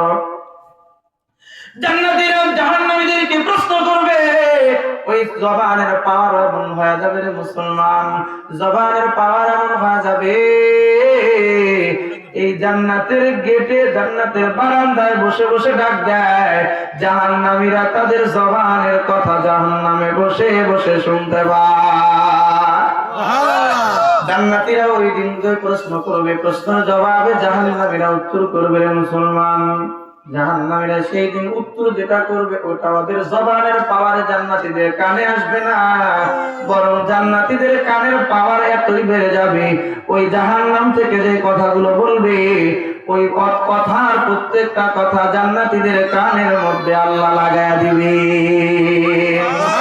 জাহান্নামীরা ওই দিন উত্তর করবে, ও ভাই, দুনিয়ার জমিনে যদিও তুমি আর আমি একই মহল্লার মানুষ ছিলাম, দুনিয়ার মধ্যে তুমি আর আমি যদিও একই বাজারের দোকানদার ছিলাম, দুনিয়ার জমিনে একই স্কুলে তুমি আর আমি লেখাপড়া করতাম, একই চাকরি লয়ে তুমি আর আমি চাকরি করতাম, ও ভাই, নামাজের সময় যখন হয়ে যাইতো তখন তুমি ব্যবসাকে প্রাধান্য দিতে না, তুমি নামাজে চলে যাইতা।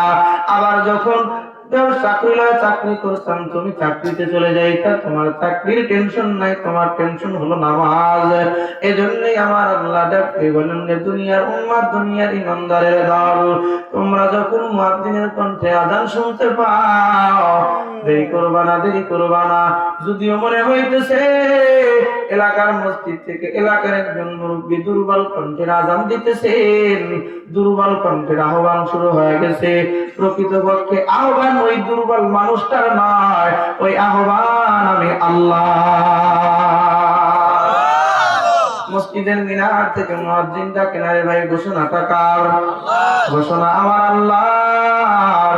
কথায় কথা মনে হয়ে যায় রে মুসলমান, নামাজ এমন এক বিধানের নাম, এমন এক ইবাদতের নাম, যখন আল্লাহ ইচ্ছা করলেন রমজানের রোজা আমার জন্য ফরজ করবেন, জিবরাইলকে জমিনে পাঠায়া দিলেন। জিবরাইল এসে নবীজিকে ডাক দিয়ে কয়, পয়গম্বর, ইয়া আইয়ুহাল্লাযীনা আমানু কুতিবা আলাইকুমুস সিয়াম কামা কুতিবা আলাল্লাযীনা মিন ক্বাবলিকুম লাআল্লাকুম তাত্তাকুন।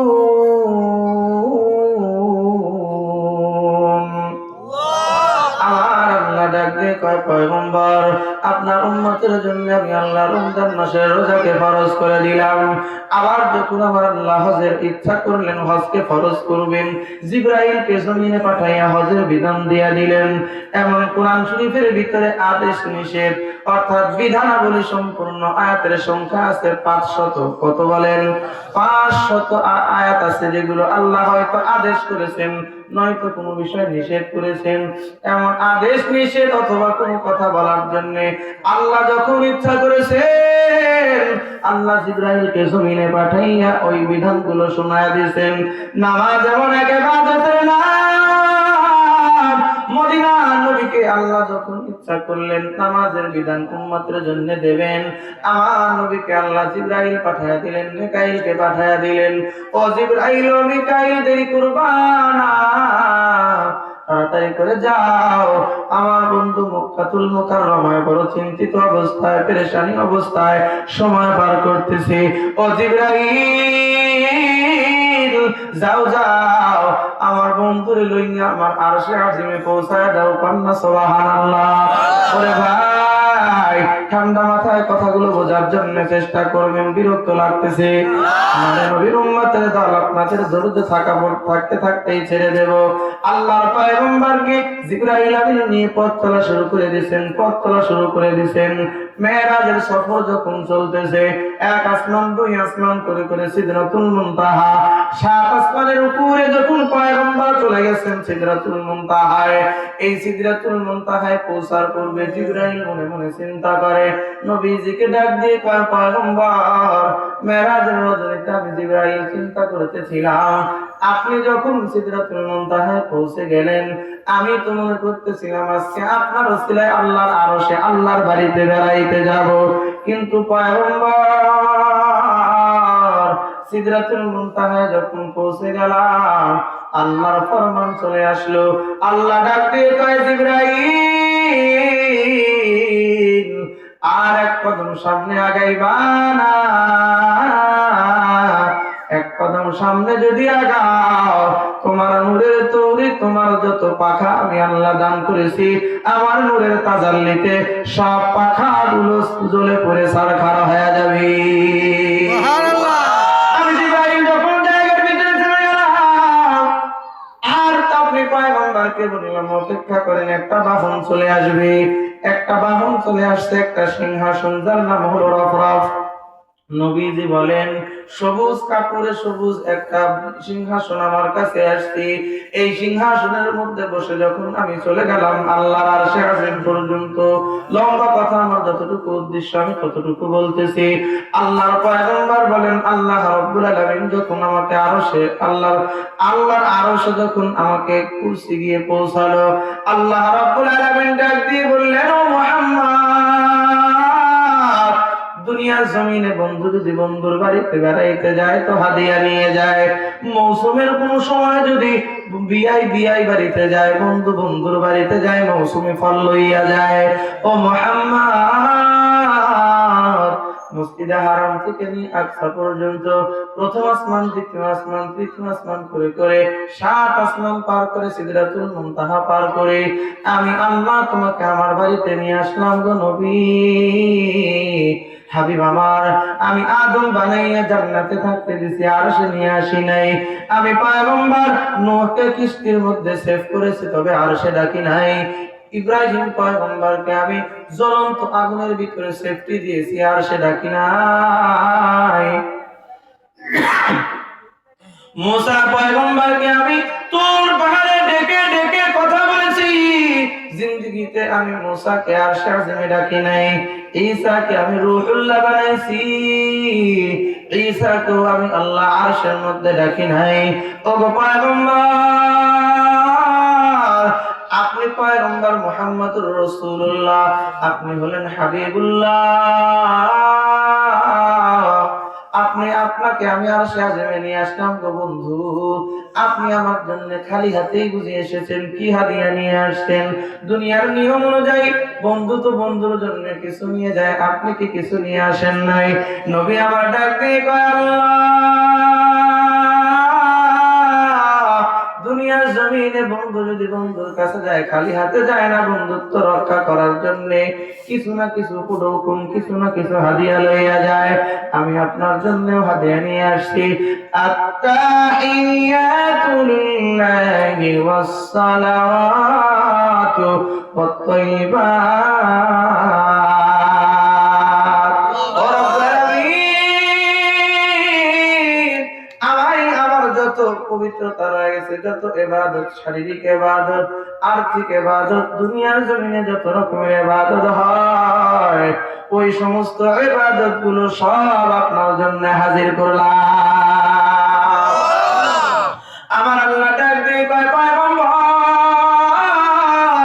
আমি আল্লাহ খুশি হয়ে গেছি, আমি আপনার উপরে শান্তি আর রহমত বরকত নাযিল করি।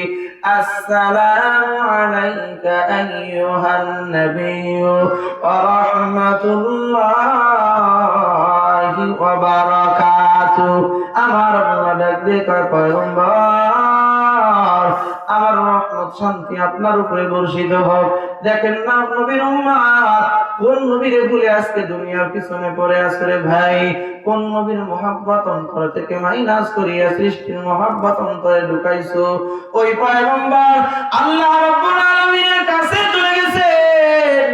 আমাদের অনেক আলেম, অনেক মানুষ কিন্তু মেরাজকে স্বপ্নে বলে তালায়া দিতে চায়।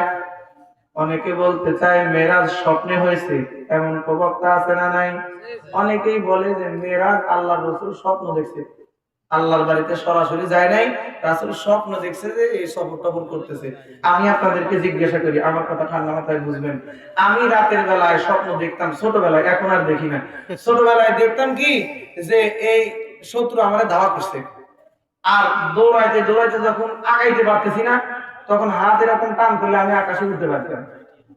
এই কি কোন, এই স্বপ্ন কেউ দেখেন নাই জীবনে যে হাত উঁচু করলে স্বপ্নে আকাশে ওড়া যায়? আবার দেখবেন স্বপ্ন আসে শত্রু আপনাকে ধাওয়া করতেছে, পালানোর জায়গা পান না, হঠাৎ আপনি রাস্তার পাশে দাঁড়ায় এরকম চোখ বন্ধ করছেন, আপনি চোখ বন্ধ করছেন কিন্তু আপনি দেখতেছেন যে শত্রু আপনার সামনে দিয়ে ঘুরতেছে, আপনি চোখ বন্ধ করার কারণে আপনাকে আর দেখতে পাইতেছেন না। এইরকম স্বপ্ন ছোটবেলায় আমি দেখছি, বুঝছেন? এখন যদি সকালবেলায় উঠে মাইকে এলান করতেন যে আমি রাতে আকাশে উঠছি স্বপ্নে, এটা আমার আলাদা এক পাওয়ার। এই মানুষ পাগল বলবে না সুস্থ বলবে? পাগল। স্বপ্নে মানুষ যে কোনো কিছু দেখতে পারে, কি কর, স্বপ্নে যা তা দেখতে পারে, অসুবিধা না। এটা স্বপ্ন স্বপ্নই। আল্লাহর রাসূলের বড় বড় মুজিজার ভিতরে সব থেকে বড় মুজিজা হলো আল কোরআন। এরপরে বড় মুজিজার ভিতরে একটা মুজিজা হলো রাসূলের মেরাজ। রাসূল সশরীরে মেরাজ করেছেন, এতে সন্দেহ নাই। এতে কি নাই? সন্দেহ নাই। অনেকে আবার এটাও বর্ণনা করেন যে 27 বছর লাগছে মেরাজের সফর করতে। আমি আপনাদের জিজ্ঞাসা করি, সহিহ হাদিসের বর্ণনা, রাসূল বলেন জমিন থেকে প্রথম আসমান দূরত্ব 500 বছর। কত বছর সমান? 500 বছরের রাস্তা। এই নরমাল ভাবে হেঁটে যাওয়ার রাস্তা না। পৃথিবীর যত দ্রুত বেগে চলা যানবাহন আছে, এই যানবাহন যাইতেই লাগবে 500 বছর। ভিন্ন কথা, আমি সেদিকে যেতে চাই না, ওদিকে লম্বা আলোচনা। বর্তমান পৃথিবীর বিজ্ঞান একথা স্বীকার করতে বাধ্য দুনিয়ার জমিনে আসমান আর জমিনের দূরত্ব 500 বছরের চেয়েও বেশি, বিজ্ঞান সমর্থিত কথা। রাসূল বলেন প্রথম আসমান, এরপরে দ্বিতীয় আসমান, তৃতীয় আসমান, এরকম 7টা আসমান, তারপরে সিদরাতুল মুনতাহা। প্রত্যেকটা আসমানের মাঝে গ্যাপ 500 বছরের রাস্তা। কত বছর? এই 7 আসমানের নেই তো 5 7 35। কি কারণ? রাসূল বলেন সিদরাতুল মুনতাহা থেকে আমাকে রফরফে চড়াইয়া যখন নিয়ে যাওয়া হইতেছে, আমি লক্ষ্য করে দেখলাম, আমি অনুভব করলাম দুনিয়ার জমিন থেকে সিদরাতুল মুনতাহা যত দূর, সিদরাতুল মুনতাহা থেকে আল্লাহর আরশে আজিম তার থেকেও বহু দূর। এই 27 বছরের কাম কম না এ ভাই, 27 বছরের কাম, এই 27 বছরের কাম না। কতদিন লাগছে জানেন কি? জোরে বলেন, কে জানেন? আল্লাহ জানেন। তবে রাসূল ঘুরে এসে দেখেন ওজুর পানি গড়তেছে। এটাও সহিহ হাদিস। বিছানার উষ্ণতা এখনো আছে, এটা সহিহ হাদিস। কেমনে সম্ভব? সম্ভব 1 মিনিটে, আধা মিনিটে একটা মিসাল দেই। মনে করেন আপনাদের এলাকায় প্রধানমন্ত্রী বাংলাদেশের এখনো যদিও কেউ হয় না, মনে করেন বর্তমান উপদেষ্টা যিনি আছে, এই উপদেষ্টা আপনাদের খাসতর বলরামপুরে আসবে। মনে করেন রাস্তা বিশ্ব রোড, এই দিক দিয়ে আপনাদের এই এলাকায় প্রধান উপদেষ্টা আসবে। আচ্ছা, এই রাস্তায় কত ভ্যান চলে, রিক্সা চলে, অটো চলে, ট্রাক চলে, বাস চলে, সব চলে। তবে এই 1 ঘন্টার ভিতরেই প্রধান উপদেষ্টা আসবে এই রাস্তায়। আপনি কি এখনো এই রাস্তায় যানজট বাজায় রাখবেন? না, রাস্তা ক্লিয়ার? আরে রাস্তা একেবারে ক্লিয়ার। উপদেষ্টা আসবে, বক্তব্য দিবে, চলে যাবে, এরপরে যা তাই। এর আগে কোনো কেউ এক কদম চলতে পারবে না। এটা যদি দুনিয়ার প্রধানমন্ত্রী চলতেই সব সিস্টেম বন্ধ হয়, তাহলে তাম কুল কায়নাতের প্রধান সৃষ্টির নাম হলো মুহাম্মদুর রাসূলুল্লাহ, প্রধানমন্ত্রীর নাম হলো মুহাম্মদুর রাসূলুল্লাহ। ওই মুহাম্মদুর রাসূলুল্লাহ প্রধান স্রষ্টার কাছে দেখা করতে যাইতেছেন, আল্লাহ সরকারের কাছে দেখা করতে যাইতেছেন। দুনিয়ার সৃষ্টির প্রধানমন্ত্রী, এই প্রধানমন্ত্রী চলতে গিয়া আমার আল্লাহ কি সব সিস্টেম অফ করে রাখার ক্ষমতা আছে না নাই? আল্লাহ বলেন এই কিছু চলেও আমার হুকুমে। সূরা ইয়াসিন তরজমা করে দেখেন, আল্লাহ বলেন সব চলমান যত গ্রহ নক্ষত্র রয়ে গেছে সব আমার হুকুমে চলে, আমার হুকুমেই বন্ধ হয়। আল্লাহ বলেন যে যার জায়গায়, যে যেখানে আছো জায়গায় ব্রেক, আমার রাসূল সফর শেষ করবে, তারপরে যার যার জায়গা থেকে চলবা। এজন্যই শত সহস্র বছর চলে গেছেন, রাসূলের মেরাজ হয়ে গেছে, এরপরেও রাসূল আসমান থেকে ঘুরে এসেও, আরশ থেকে ঘুরে এসেও দেখে এখনো বিছানার উষ্ণতা বিছানায় লেগে আছে। কন্যা সুবহানাল্লাহ। আমার পয়গম্বর ডাক দিয়ে কয়, রে উম্মতের দল, আল্লাহ রাব্বুল আলামিন যখন আমাকে প্রশ্ন করলেন, বন্ধু কি নিয়ে আসছো? আল্লাহরে ডেকে বললাম, আমার যত ইবাদত আছে আপনার জন্য উৎসর্গ করে দিলাম। আল্লাহ বলেন, বন্ধু আমার রহমত, আমার বরকত আপনার উপরে আমি বর্ষণ করলাম। ওরে নবীর উম্মতের দল, ওই নবী কোন নবী? যে নবী আমার জন্য আরশে যাওয়ার পরেও আমাকে বলেন নাই, মনে রাখছেন। ডাক দিয়ে কয়, আল্লাহ আপনি শুধু আমার জন্য আপনার রহমত বরকত দিলেন না, আল্লাহ আমার জন্য শুধুমাত্র দরকার নাই। নবী বলেন, আসসালামু আলাইনা ওয়া আলা ইবাদিল্লাহিস সালিহিন। আমার নবীজি ডাক দিয়ে কয়, আল্লাহ আমার যত নেককার উম্মত গেছে ওই সকল উম্মতের জন্য আপনার রহমত বরকত। ও ভাই, বন্ধুর সঙ্গে দেখা হইলে সাধারণ বন্ধুর কথা আর মনে থাকে না। গার্লফ্রেন্ড বয়ফ্রেন্ড যদি একসাথে দেখা হয়, অন্য বন্ধুদের কথা আর মনে থাকে না রে ভাই। দুনিয়ার খাস বন্ধু যদি একজনের সঙ্গে আর একজনের দেখা হয়, সাধারণ বন্ধুদের কথা আর মনে রাখতে চায় না। ওই জায়গায় আমার পয়গম্বর আল্লাহ রাব্বুল আলামিন মাসুকে ইলাহির সঙ্গে দেখা হয়ে গেছে। ওই সময় ফাতেমার কথা বলেন নাই, হাসানের কথা বলেন নাই, ওই সময় হুসাইনের কথা বলেন নাই, নবীর সাহাবীদের কথা বলেন নাই, ওই সময় আমার মতো গুনাহগার উম্মতের কথা কয়। এবার আমার আল্লাহর কাছে ডাক দিয়ে নবীজি দরখাস্ত করেন, আল্লাহ ফেরেশতার বহর দিয়ে জিবরাইলের নেতৃত্বে আমার তোমার বাড়ি পর্যন্ত নিয়ে আসলা, তোমার সঙ্গে দেখা করাইয়া। আল্লাহ রে, আমার গুনাহগার উম্মতের জন্য কি তোমার মেরাজের ব্যবস্থা নাই? তোমার জন্য তোমার থেকে কোনো অফার নাই? আমার আল্লাহ ডাক দিয়ে কয়, পয়গম্বর আমি জানি আপনি আসমানে এসেও আরশে এসেও আপনার উম্মতের কথা ভুলবেন না। নবীজি, আপনার উম্মতের জন্য যে অফারটা আমি রাখলাম, অফারটা আমি চিন্তাই করে রাখছি। আপনার উম্মতের জন্য আমি 50 ওয়াক্ত নামাজের বিধান দিয়া দিলাম। ও পয়গম্বর, আপনি নবীকে আমার আরশে আজিমে নিয়ে আসছি, তারপরে আমি আল্লাহ দেখা দিছি। আমি আল্লাহ কথা দিলাম আপনার উম্মতের জন্য আমি সর্বনিম্ন সর্বশেষ 5 ওয়াক্ত নামাজ দিলাম। এই 5 ওয়াক্ত নামাজ যদি আপনার উম্মত আদায় করে, আপনারে আমার বাড়িতে নিয়ে আসছি, তারপরে দেখা করছি। আপনার উম্মতকে বলে দিবেন, আপনার উম্মত যখন পবিত্রতা অর্জন করে নামাজের মধ্যে দাঁড়া যাবে, আপনার উম্মতের সামনে আমি আল্লাহ নিজে হাজির হয়ে যাব। মুসলমান ভাইরা আমার, শুধুই মাত্র কেবলমাত্র আল্লাহ যে আমার সামনে আসেন তা কিন্তু নয়। আল্লাহ ডেকে বলেন, বান্দা তুমি যখন নামাজের মধ্যে দাঁড়াইছো, তুমি দেখতেছো যে সামনে টিনের বেড়া দেখা যায়, সামনে ইটের দেয়াল দেখা যায়, অথবা একজন কৃষক মাঠের ভিতরে আসরের নামাজে রক্ত হয়ে গেছে, আসরের নামাজে মাঠের ভিতরে আল্লাহর বান্দা দাঁড়ায় গেছে। নবীজি ডাক দিয়ে কয়, আল্লাহর পক্ষ থেকে ফরমান চলে আসছে। বান্দা তাকায় দেখতেছে সামনে টিনের বেড়া, সামনে কাপড়ের বেড়া দেখা যায়, সামনে ইটের দেয়াল দেখা যায়, অথবা মরুভূমির ভিতরে নামাজে দাঁড়াইছে, সামনে দুধ মরুভূমি ছাড়া কিচ্ছু নাই।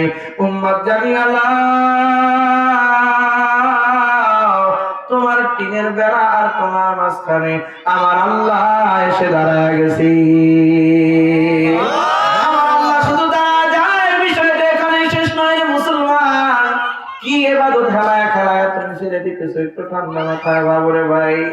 নামাজ এমন একটা গুরুত্বপূর্ণ ইবাদতের নাম। আমার যদি বর্তমান প্রধান উপদেষ্টার পার্সোনাল নাম্বারটা দিয়ে কয়, রে আব্দুল আজিজ, তুমি যখন ফোন করবা তোমার সঙ্গে আমার কথা হবে, তোমার সঙ্গে আমার যে কোনো কথা, প্রাইভেট যত রকমের কথা আছে সব রকমের কথা তোমার সঙ্গে আমার হয়ে যাবে। দুনিয়ার প্রধানমন্ত্রী যদি আমাকে এমন সুযোগ দেয়, যখন ফোন দেব তখনই তিনি রিসিভ করবেন, কথা বলবেন। আমার মতো সাধারণ মানুষ তো যখন ইচ্ছা ফোন দিতাম, কথা ঠিক না ঠিক? ওরে ভাই, আমি জানি কথা বললেই সম্পর্ক বাড়বে, সম্পর্ক বাড়লেই প্রধানমন্ত্রীর কাছ থেকে যা খুশি তা দুনিয়া হাতায় নেওয়া যাবে, কথা ঠিক না ঠিক? ওরে নবীর উম্মতের দল, আমার নবী ডাক দিয়ে কয়, রে উম্মত, আল্লাহ সরকারের একটা পার্সোনাল ফোন নাম্বার রয়ে গেছে, তা হলো 24434। এটা হলো আমার আল্লাহর পার্সোনাল ফোন নাম্বার। ফজরের 2 রাকাত, যোহর আসরের 4 রাকাত, মাগরিবের 3 রাকাত, এশার 4 রাকাত হলো আল্লাহর পার্সোনাল ফোন নাম্বার।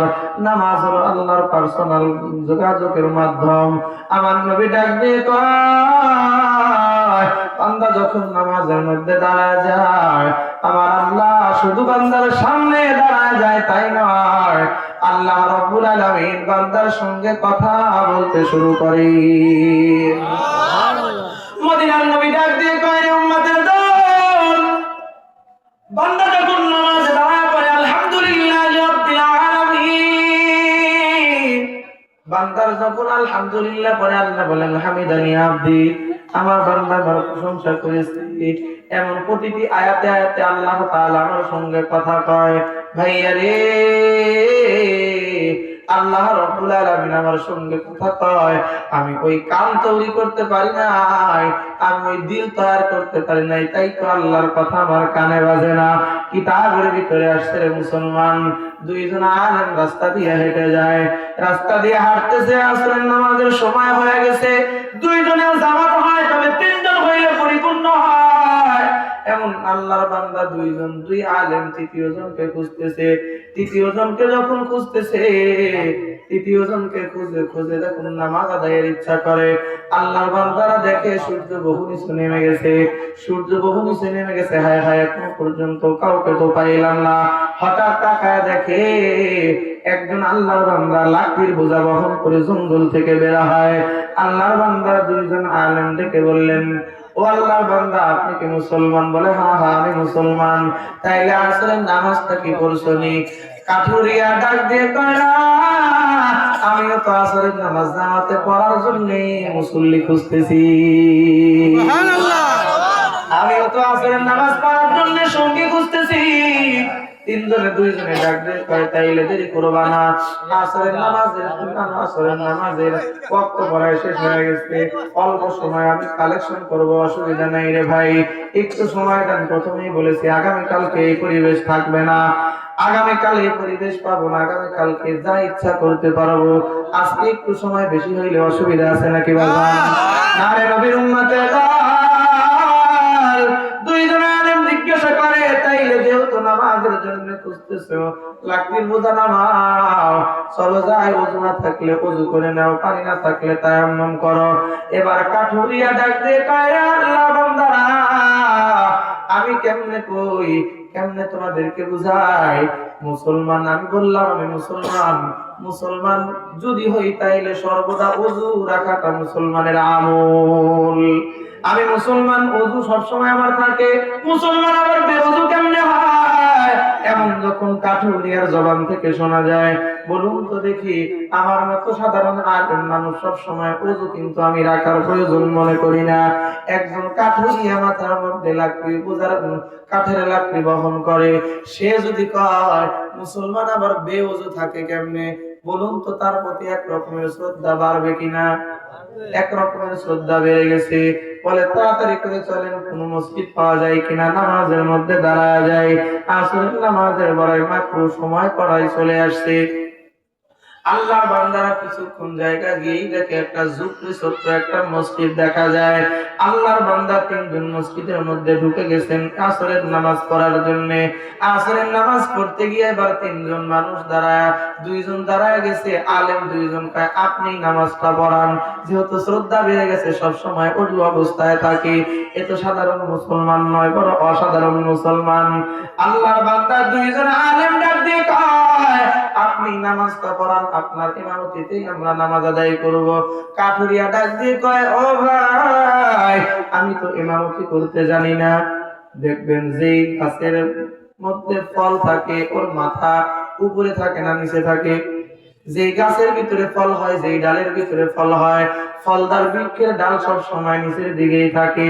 ইলমওয়ালা আল্লাহওয়ালা যারা হয় তারা সব সময় মাথা নিচের দিকে দিয়ে রাখেন মুসলমান, তারা নিজেদের বুজুর্গি মানুষের সামনে অ্যাডভাইস করিয়া বেড়ায় না, ঠিক না বেঠি? এজন্য আল্লাহর বান্দা দুইজন ডাক দিয়ে কয় হুজুর আপনার ইমামতিতে আমরা নামাজ আদায় করতে চাই, আপনি ইমামতি করেন। হুজুর ডাক দিয়ে কয় না রে বাজান, আমি ইমামতি জানি না। দুইজন ধাক্কা দিয়া সামনে আগায় দিছে, আপনার ইমামতি করা লাগবে। দুইজন আল্লাহর বান্দা যখন ধাক্কা দিয়া সামনে আগায় দেয়, আল্লাহর বান্দা ওই যে তাকবীরে তাহরিমা বলে হাতটা বেঁধে ফেলছে, লম্বা টাইম পার হয়ে যায় আর রুকুতে যাওয়ার কথা কয় না। এবার আসরের নামাজে কিরাত আসতে পারে না জোরে পড়ে? আসরের নামাজে কিরাত করতে হয় আস্তে। কি পড়তেছে এটাও তো পিছন থেকে শোনার সুযোগ আছে কি? কি পড়তেছে, কত কিরাত করে আল্লাহ জানে কি পড়তেছে। আল্লাহর বান্দারা দুইজন চিন্তা করে আসরের নামাজ মাত্র সময় প্রায় এসে গেছে, এই সময় নামাজের মধ্যে দাঁড়ায় এত লম্বা কি কিরাত করতেছে, রুকুতে তো যাইতে যায় না, রুকুতে যাইতে চায় না, কি করা যায়? তাকবীরে তাহরিমা বেঁধে ফেলছি, এখন তো ছেড়েও দেওয়া যায় না। ছেড়ে দেওয়া যাবে কি? না না, ছেড়ে দেওয়ার সুযোগ নাই। আল্লাহর বান্দা বহু টাইম দাঁড়ায় থাকার পরে রুকুতে চলে গেছে, রুকুতে গিয়ে আর উঠতে চায় না, উঠলে আর রুকু আবার সিজদায় যাইতে চায় না। লম্বা টাইম এমনটি করার পর যখন 4 রাকাত নামাজ আদায় করেছে, কিতাবের লেখক লেখেন তাজকিরাতুল আউলিয়া কিতাবের ভিতরে আসছে রে মুসলমান, আল্লাহর বান্দা 4 রাকাত নামাজ পড়তে 1.5 থেকে 2 ঘন্টা সময় লাগাইছে। সুবহানাল্লাহ। এবার সালাম যখন ফিরাইছে, দুইজন ধমক দিছে, এই মিয়া আপনার কি সময়ের কোনো জ্ঞান আপনার নাই, টাইমের কোনো নলেজ কি আপনার নাই? আপনার না বলা হলো আসরের নামাজের ওয়াক্ত প্রায় শেষ হয়ে গেছে, মাত্র সময় প্রায় এসে গেছে, শর্টকাট নামাজ পড়া দিবেন, এত লম্বা টাইম পড়লেন, না জানি সূর্যটা তো অবশ্যই ডুবে গেছে, হয়তো অন্ধকার। কিন্তু আল্লাহর বান্দারা তাকায় দেখে না না, যেমন আলো রেখে নামাজে দাঁড়াইছি ওই আলোর থেকে একটু বেশি অন্ধকার আকাশে নামে না। আল্লাহর বান্দা এবার ইমাম সাহেব ডাক দিয়ে কয় রে হুজুর, আরে আলেমের দল, এই আলেমেরা তাকায় দেখো, বাহিরে যাও, দেখো সূর্য যদি ডুবে যায় তাইলে তো আসরের নামাজ কাজা আদায় করা লাগবে। যাও যাও, আসরের নামাজ পড়ার অর্থ তো যদি পার হয়ে যায়, সূর্য যদি ডুবে যায়, তাইলে তো আসরের নামাজ হবে না, আবারও কাজা পড়া লাগবে। দুইজন আলেম ঘর থেকে বের হয়ে গেছে, আল্লাহর কুদরতের খেলা শুরু হয়ে গেছে। তাকাইয়া দেখা যায় 1.5 থেকে 2 ঘন্টা নামাজে কাটাইলাম, তবে সূর্য যেথায় রেখে দাঁড়াইছিলাম, সূর্য ওই জায়গায় দাঁড়ায় আছে, এক কদম সামনে আগায় না। এবার বলুন তো দেখি, শ্রদ্ধা কোথায় গিয়ে ঠেকছে? আল্লাহর বান্দারা দুইজন পায়ের ভিতরে পড়ে গেছে। ওরে আল্লাহর ওলি, আপনি কে? আপনার কি? আপনার পরিচয়? শেষ পর্যন্ত আল্লাহর বান্দার পরিচয় পাওয়া যায়। উনি দাসু দুনিয়ার সাধারণ কোন মানুষ নয়, উনি মঈনুদ্দিন চিশতি আজমেরী রহমাতুল্লাহি আলাইহির পীর খাজা ওসমান হারুনি। খাজা ওসমান হারুনি রহমাতুল্লাহি আলাইহি দুই আলেম পায়ের দুই পাশে পড়ে গেছে, ডাক দিয়ে কয়, রে আল্লাহর নবী, আপনার পরিচয় তো পেয়ে গেলাম, আপনার পরিচয় তো পেয়ে গেলাম, তাইলে আপনি এবারে বলেন তো এত লম্বা টাইম নামাজে কেন কাটাইলেন? আল্লাহর বান্দা ডাক দিয়ে কয়, হুজুর, আমি তো বলেছি আমি ইমামতি জানি না, তারপরেও তুমি আমাদেরকে তোমরা দুইজন আমাকে ইমামতিতে দাঁড় করায়া দিলা, এত দেরি কেন করলেন হুজুর? কি এমন তেলাওয়াত করলেন? আল্লাহর বান্দা ডাক দিয়ে কয়, আল্লাহর নবীর হাদিস কি তোমরা পড়ো নাই? হাদিস কি শোনো নাই? আল্লাহ রাব্বুল আলামিনের কোন বান্দা যখন নামাজের মধ্যে দাঁড়ায় যায়, বান্দা আলহামদুলিল্লাহ পড়তে অবস্থায় প্রতিটি আয়াতে আমার আল্লাহ বান্দার সঙ্গে কথা কয়। আমি যখন নামাজে দাঁড়াইয়া আলহামদুলিল্লাহি রাব্বিল আলামিন আমারটা আমি পড়ে নিলাম, আমার আল্লাহর জবাবটা তো আমার কানের মধ্যে শুনলাম না। আমার আল্লাহর জবাব শোনার জন্য আমি কতক্ষণ পর্যন্ত আলহামদুলিল্লাহি রাব্বিল আলামিন পড়তে থাকি। আলহামদুলিল্লাহি রাব্বিল আলামিন পড়তেছি তো পড়তেছি, আমি যখন কানের মধ্যে শুনতে পাই আমার আল্লাহ হামিদানি আব্দি বলে দিছেন, এরপরে আমি সামনে আগাই, সামনে আয়াত তেলাওয়াত করি। এমন প্রতিটি আয়াতে আয়াতে আমি আল্লাহর জবাব পাওয়ার জন্য, আল্লাহর জবাব কানে শোনার জন্য আমি অপেক্ষা করি। এজন্য 4 রাকাত নামাজ পড়তে আমার লম্বা সময় লেগে গেছে। ওরে নবীর উম্মতের দল, আল্লাহর বান্দাগুলো আল্লাহর ইবাদত করে করে দিলটা তৈয়ার করিয়া ফেলাইছি, কান তৈয়ার হয়ে গেছে। এজন্য আল্লাহ কথা কয়, বান্দার কানের ভিতরে আল্লাহর আওয়াজ শুনতে পায়। এজন্য মুসলমান আল্লাহর গোলাম, আল্লাহ রাব্বুল আলামিনের সঙ্গে কথা বলার জন্য একটাই মাত্র ইবাদত আল্লাহ দুনিয়ায় দিয়েছেন, তার নাম হলো নামাজ। ওরে ভাই, এই নামাজের জন্য আমার আপনার কিন্তু উদাসীনতার শেষ নাই, কথা ঠিক না ঠিক? দুনিয়ার ব্যস্ততার কি আমি কাজে লাগাই, দুনিয়ার ব্যস্ততায় দুনিয়ার মাঠে কাজ করার জন্য, দুনিয়ার অফিস আদালতে কাজ করার জন্য আমার ফজরের নামাজ আমি ঘুমের জন্য কাটায় দেই, জোহরের নামাজ আমি জমিতে কাজ করি, এই ব্যস্ততায় জোহরের নামাজটা ছেড়ে দিলাম, আসরেও আমি জমিতেই সময় কাটাইলাম, মাগরিবে গেলাম তো হয়ে গেলাম, আমি যখন মাগরিবে গেলাম কি দেখাইলাম, এশায় চোখের মধ্যে ঘুম এসে গেল। ওরে নবীর উম্মতের দল, এইভাবে যদি আমার সময় চলতে থাকে, জানি না কখন আজরাইল এসে সামনে দাঁড়ায় যাবে। এই অবস্থায় বেনামাজি হইয়া যদি কবরে যাও, আল্লাহর রাসূল বলেন বেনামাজির কবরের ভিতরে সাপ এসে যাবে, বেনামাজির কবরের ভিতরে আল্লাহ জাহান্নামের আগুন ঢুকায়া দেবে, বেনামাজির কবরের ভিতরে জাহান্নামের বিছানা বিছায়া দেওয়া হবে, বেনামাজির এক পাজরের হাড় অপর পাজরের ভিতরে ঢুকে যাবে রে মুসলমান। ওরে নবীর উম্মতের দল, আমার আল্লাহ ডাক দিয়ে কয়, পয়গম্বর আপনি শোনায় দেন, আপনার উম্মত যদি আমি আল্লাহ সরকারের সঙ্গে সম্পর্ক ভালো রাখতে চাই, আমি আল্লাহর সাথে সম্পর্ক যদি করতে চাই, আমি আল্লাহর কুদরতি কদমে যেন তার সম্মানের সর্বোচ্চ জায়গা নাক আর কপাল জমিনে ঠেকা দেয়। আল্লাহর সঙ্গে কোন বান্দা যদি সম্মানের সর্বোচ্চ চূড়া নাক আর কপাল আল্লাহর কুদরতি কদমের ভিতরে ঠেকাইতে পারে না মুসলমান, কোরআন তেলাওয়াতের দ্বারা আল্লাহর কাছের মানুষ হওয়া যায়, জিকিরের দ্বারা আল্লাহর কাছের মানুষ হওয়া যায়। মদিনার নবী ডাক দিয়ে কয়, উম্মতের দল, তবে সিজদার মাধ্যমে বান্দা আল্লাহর যত কাছে যাইতে পারে, অন্য ইবাদতে আল্লাহর অত কাছে যাওয়া যায় না। এজন্য মুসলমান আমাদেরকে প্রতিবদ্ধ হতে হবে, জিন্দেগি শেষ হয়ে যেতে পারে আর কোনদিন নামাজ ছেড়ে দেব না, রাজি আছি না? ও ভাই, নামাজের প্রতি মহব্বত যদি আমার থাকে, নামাজের ঘর যে চায় নামাজ আদায় হয়, ওই জায়গার মহব্বত অন্তরে রাখা দরকার আছে না নাই? ভাই আরে আর লম্বা টাইম আপনাদের কাছ থেকে নিতে চাই না। আপনারা আজকে বাদে কালকে হয়তো রাতের বেলায় ঘুমাবেন, আল্লাহ যদি বাঁচায় রাখে কালকে আমাকে মাইকের সামনে বসতে হবে, শুধুই মাত্র 12 তারিখ বাদে 13 তারিখ বাদে রমজানের আগের দিন পর্যন্ত মাইকের সামনে বসতে হবে রে মুসলমান। আর লম্বা টাইম নিতে চাই না, আমার অলরেডি 1.5 ঘন্টা পার হয়ে গেছে। দোয়া করে দেবে রে মুসলমান, আমি শুধুই মাত্র কেবলমাত্র এখান থেকে কয়েকজন মানুষ দেখতে চাই আল্লাহর নবীর মহব্বতে, আল্লাহর মহব্বতে, নামাজের মহব্বতে, নামাজের ঘরের জন্য আল্লাহর কোন বান্দা আছেন 5,000, 10,000, 1,000, 2,000 যার যেমন সামর্থ্য আছে, জমির ফসল থেকে নিয়ে শুরু করে সামর্থ্য অনুযায়ী, সামর্থ্য যার নাই তার কাছে আমার দাবি নেই। এরে নবীর উম্মতের দল, আমি আজকে যদি দুনিয়া থেকে বিদায় হয়ে চলে যায়, আমার কিন্তু সম্পদ পরে রবে দুনিয়ায় কি নাম বলবে? জনাব মোহাম্মদ আব্দুর রহিম 1,000 টাকা জোরে কান মারহাবা। আয় আল্লাহ, তোমার বান্দা আব্দুর রহিম, আয় আল্লাহ তোমার গোলাম, তোমার ঘরকে মহব্বত করে 1,000 টাকা দিল। আল্লাহ দিলের দিকে তাকাও। যেই বয়স তোমার বান্দা হয়তো মা নাই, বাবাও নাই, আপনজন দুনিয়াতে নাই, মেহেরবানি করিয়া তোমার বান্দাকে কবুল করো, মা বাবাকে মাফ করো। শামসুল পারমানিক ভাই 1,000 টাকায় কি শেষ? আর কি নাই? ও শামসুল ভাই, 1,000 টাকা জমি কি নাই, ফসল কি নাই? ও ভাই, ফসল দেওয়ার মালিক আল্লাহ, টাকায় বরকত দেওয়ার মালিক আল্লাহ। 1,000 আস্তে আস্তে দিয়ে ভাই, 1,000 না, আর 1,000 না, আর জমি আছে, জমি আছে, জমি ফসল আছে, তাহলে 1,000 দেন ইনশাআল্লাহ। 100 মাসে মাসে দিন, সারা বছর ধরে সুযোগ দিন। সারা বছর মাসে মাসে 100 দিলে তো 1200 হয়, 200 বার 1,000 কই, 500 কই, এটা তো বাহির হইলো।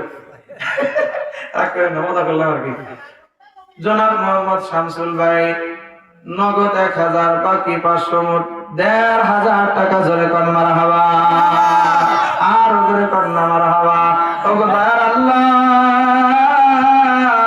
তোমার বান্দা দেখো না, তোমার ঘরে মহব্বত করে 1,500 টাকা নগদ আল্লাহ তুমি ভাই দান কবুল করে নাও। শফিক মানিক ভাই, এ ভাই, ও মে ভাই, শফিক ভাই, শফিক ভাই জোরে কর মারহাবা, আর জোরে বলেন না মারহাবা। শফিক ভাই 1,000 টাকা আল্লাহ তুমি কবুল করিয়া নাও। ও ভাই, দুনিয়ার সম্পদ আজকে আছে কালকে নাই। শামসুল ভাইয়ের 500, শামসুল ভাইয়ের 500 নগদ, বা শামসুল ভাই কিন্তু দিয়ে দিয়েছে 1500। হ্যাঁ, কি মুরব্বি নাম কি? মোহাম্মদ রজব আলী প্রামাণিক। মা বাবার জন্য দোয়া চাই, মুরব্বি মানুষ 1,000 টাকা জোরে কর মারহাবা। আয় আল্লাহ, মাকে মাফ করে দাও, বাবাকে মাফ করে দাও, মা বাবাকে কবুল করে জান্নাতের মারমাল্লা মালিক বানায় দাও, সন্তানকে কবুল করো। আয় আল্লাহ, দুনিয়ার জমিনে যারা জীবিত আছে সবাইকে নেক হায়াতের মধ্যে বরকত দাও। আয় আল্লাহ, তোমার খাস গোলাম হিসেবে কবুল করিয়া দাও, কান আমিন। ও ভাই, এখানে অনেক মানুষ আছেন আমার আগে এই বাড়িতে বাস করেছে অনেকজন, তারাও গেছে, আমিও যাবো, থাকবো না কেউ বেশিক্ষণ, ঠিক না ঠিক? আমার আগে দাদা ছিল, বাবা ছিল, তারা চলে গেছে, আমিও চলে যাব। যতক্ষণ বেঁচে আছি আল্লাহ যেমন সামর্থ্য দিয়েছেন, সামর্থ্য অনুযায়ী খরচ করার নাম হলো মুমিন। জনাব মোহাম্মদ মজিদ প্রামাণিক 1 মন ধান ধরে কর মারহাবা, আর জোরে বলেন না মারহাবা। আয় আল্লাহ, তোমার বান্দা মজিদ প্রামাণিক মা বাবার জন্য দোয়া চাই, 1 মন দান করলো। মালিক রে, তোমার বান্দার মা বাবা যদি দুনিয়ায় বেঁচে থাকে না, খায়াত বাড়ায় দাও। মা বাবা যদি কবর করে থাকে, আল্লাহ মা বাবার কবরখানা জান্নাতের টুকরা বানায় দাও। মালিক রে, দুনিয়ার জমিনে পরিবারের যারা জীবিত আছেন খায়াত বাড়ায় দাও, দুনিয়া খায়াতে সার্বিক কল্যাণ দান করো, আমিন। জনাব মোহাম্মদ মাজাই, জনাব মোহাম্মদ মাজাই প্রামাণিক 5,000 টাকা জোরে কর মারহাবা, আর জোরে বলেন মারহাবা। আয় আল্লাহ, তোমার বান্দা মাথার গাম পায়ে ফেলানো অর্থ 5,000 টাকা তোমার ঘরে জমা দিল। আল্লাহ, দিলের দিকে তাকাইয়া দেই করে মালিক তোমার বান্দার দিলটা কি কয়, দিলে কি চায়, মেহেরবানি করিয়া দিলের সকল জায়েজ তামান্না গুলো পূরণ করিয়া দাও। আপনজন যারা কবরে গেছে মাফ করিয়া দাও। দুনিয়ার জমিনে যারা জীবিত আছে নেক হায়াতের মধ্যে বরকত বাড়ায়া দাও। কোন আমিন। হুসাইন, ছোট্ট হুসাইন দাদা মারা গেছে, দাদার জন্য দোয়া চেয়ে 500 টাকা আল্লাহ তুমি কবুল করো। কোন আমিন। দাদার কবরখানা জান্নাতের বাগান বানাও আল্লাহ। দাদিকে কবুল করো, দাদাকে কবুল করো, মা বাবাকে কবুল করো। তোমার বান্দাকে হক্কানে রব্বানি হিসেবে কবুল করো। আয় আল্লাহ সুশিক্ষায় শিক্ষিত বানায়া দাও, শিক্ষিত বানায়া দাও। মা বাবার কলিজা ঠান্ডা করতে পারে আল্লাহ তুমি কবুল করিয়া নাও। কোন আমিন। জনাব মোহাম্মদ রাজা শেখ এক মন দান জোরে কান মারহাবা। আল্লাহ তুমি কবুল করো, আল্লাহ কবুল করো, কবুল করো মনের কামনা। সোনার মক্কা মদিনা না দেখাইয়া আজরাইল পাঠাও না। কোন আমিন। এই দুনিয়া থাকবে না চিরকাল, একদিন ভাঙবে রে বাজার। নদীর কুল ভাঙে বকুল গড়ে, এই তো নদীর খেলা। সকাল বেলার ধনী তুমি, গরিব সন্ধ্যাবেলা।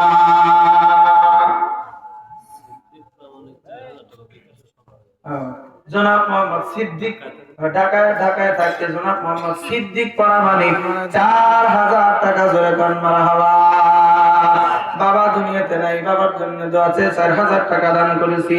আল্লাহ রে বাবার কবরটা তুমি জান্নাতের টুকরা বানায়া দাও, বাবাকে জান্নাতুল ফিরদাউস দান করো। আয় আল্লাহ মেহেরবানি করিয়া সন্তানকে কবুল করো।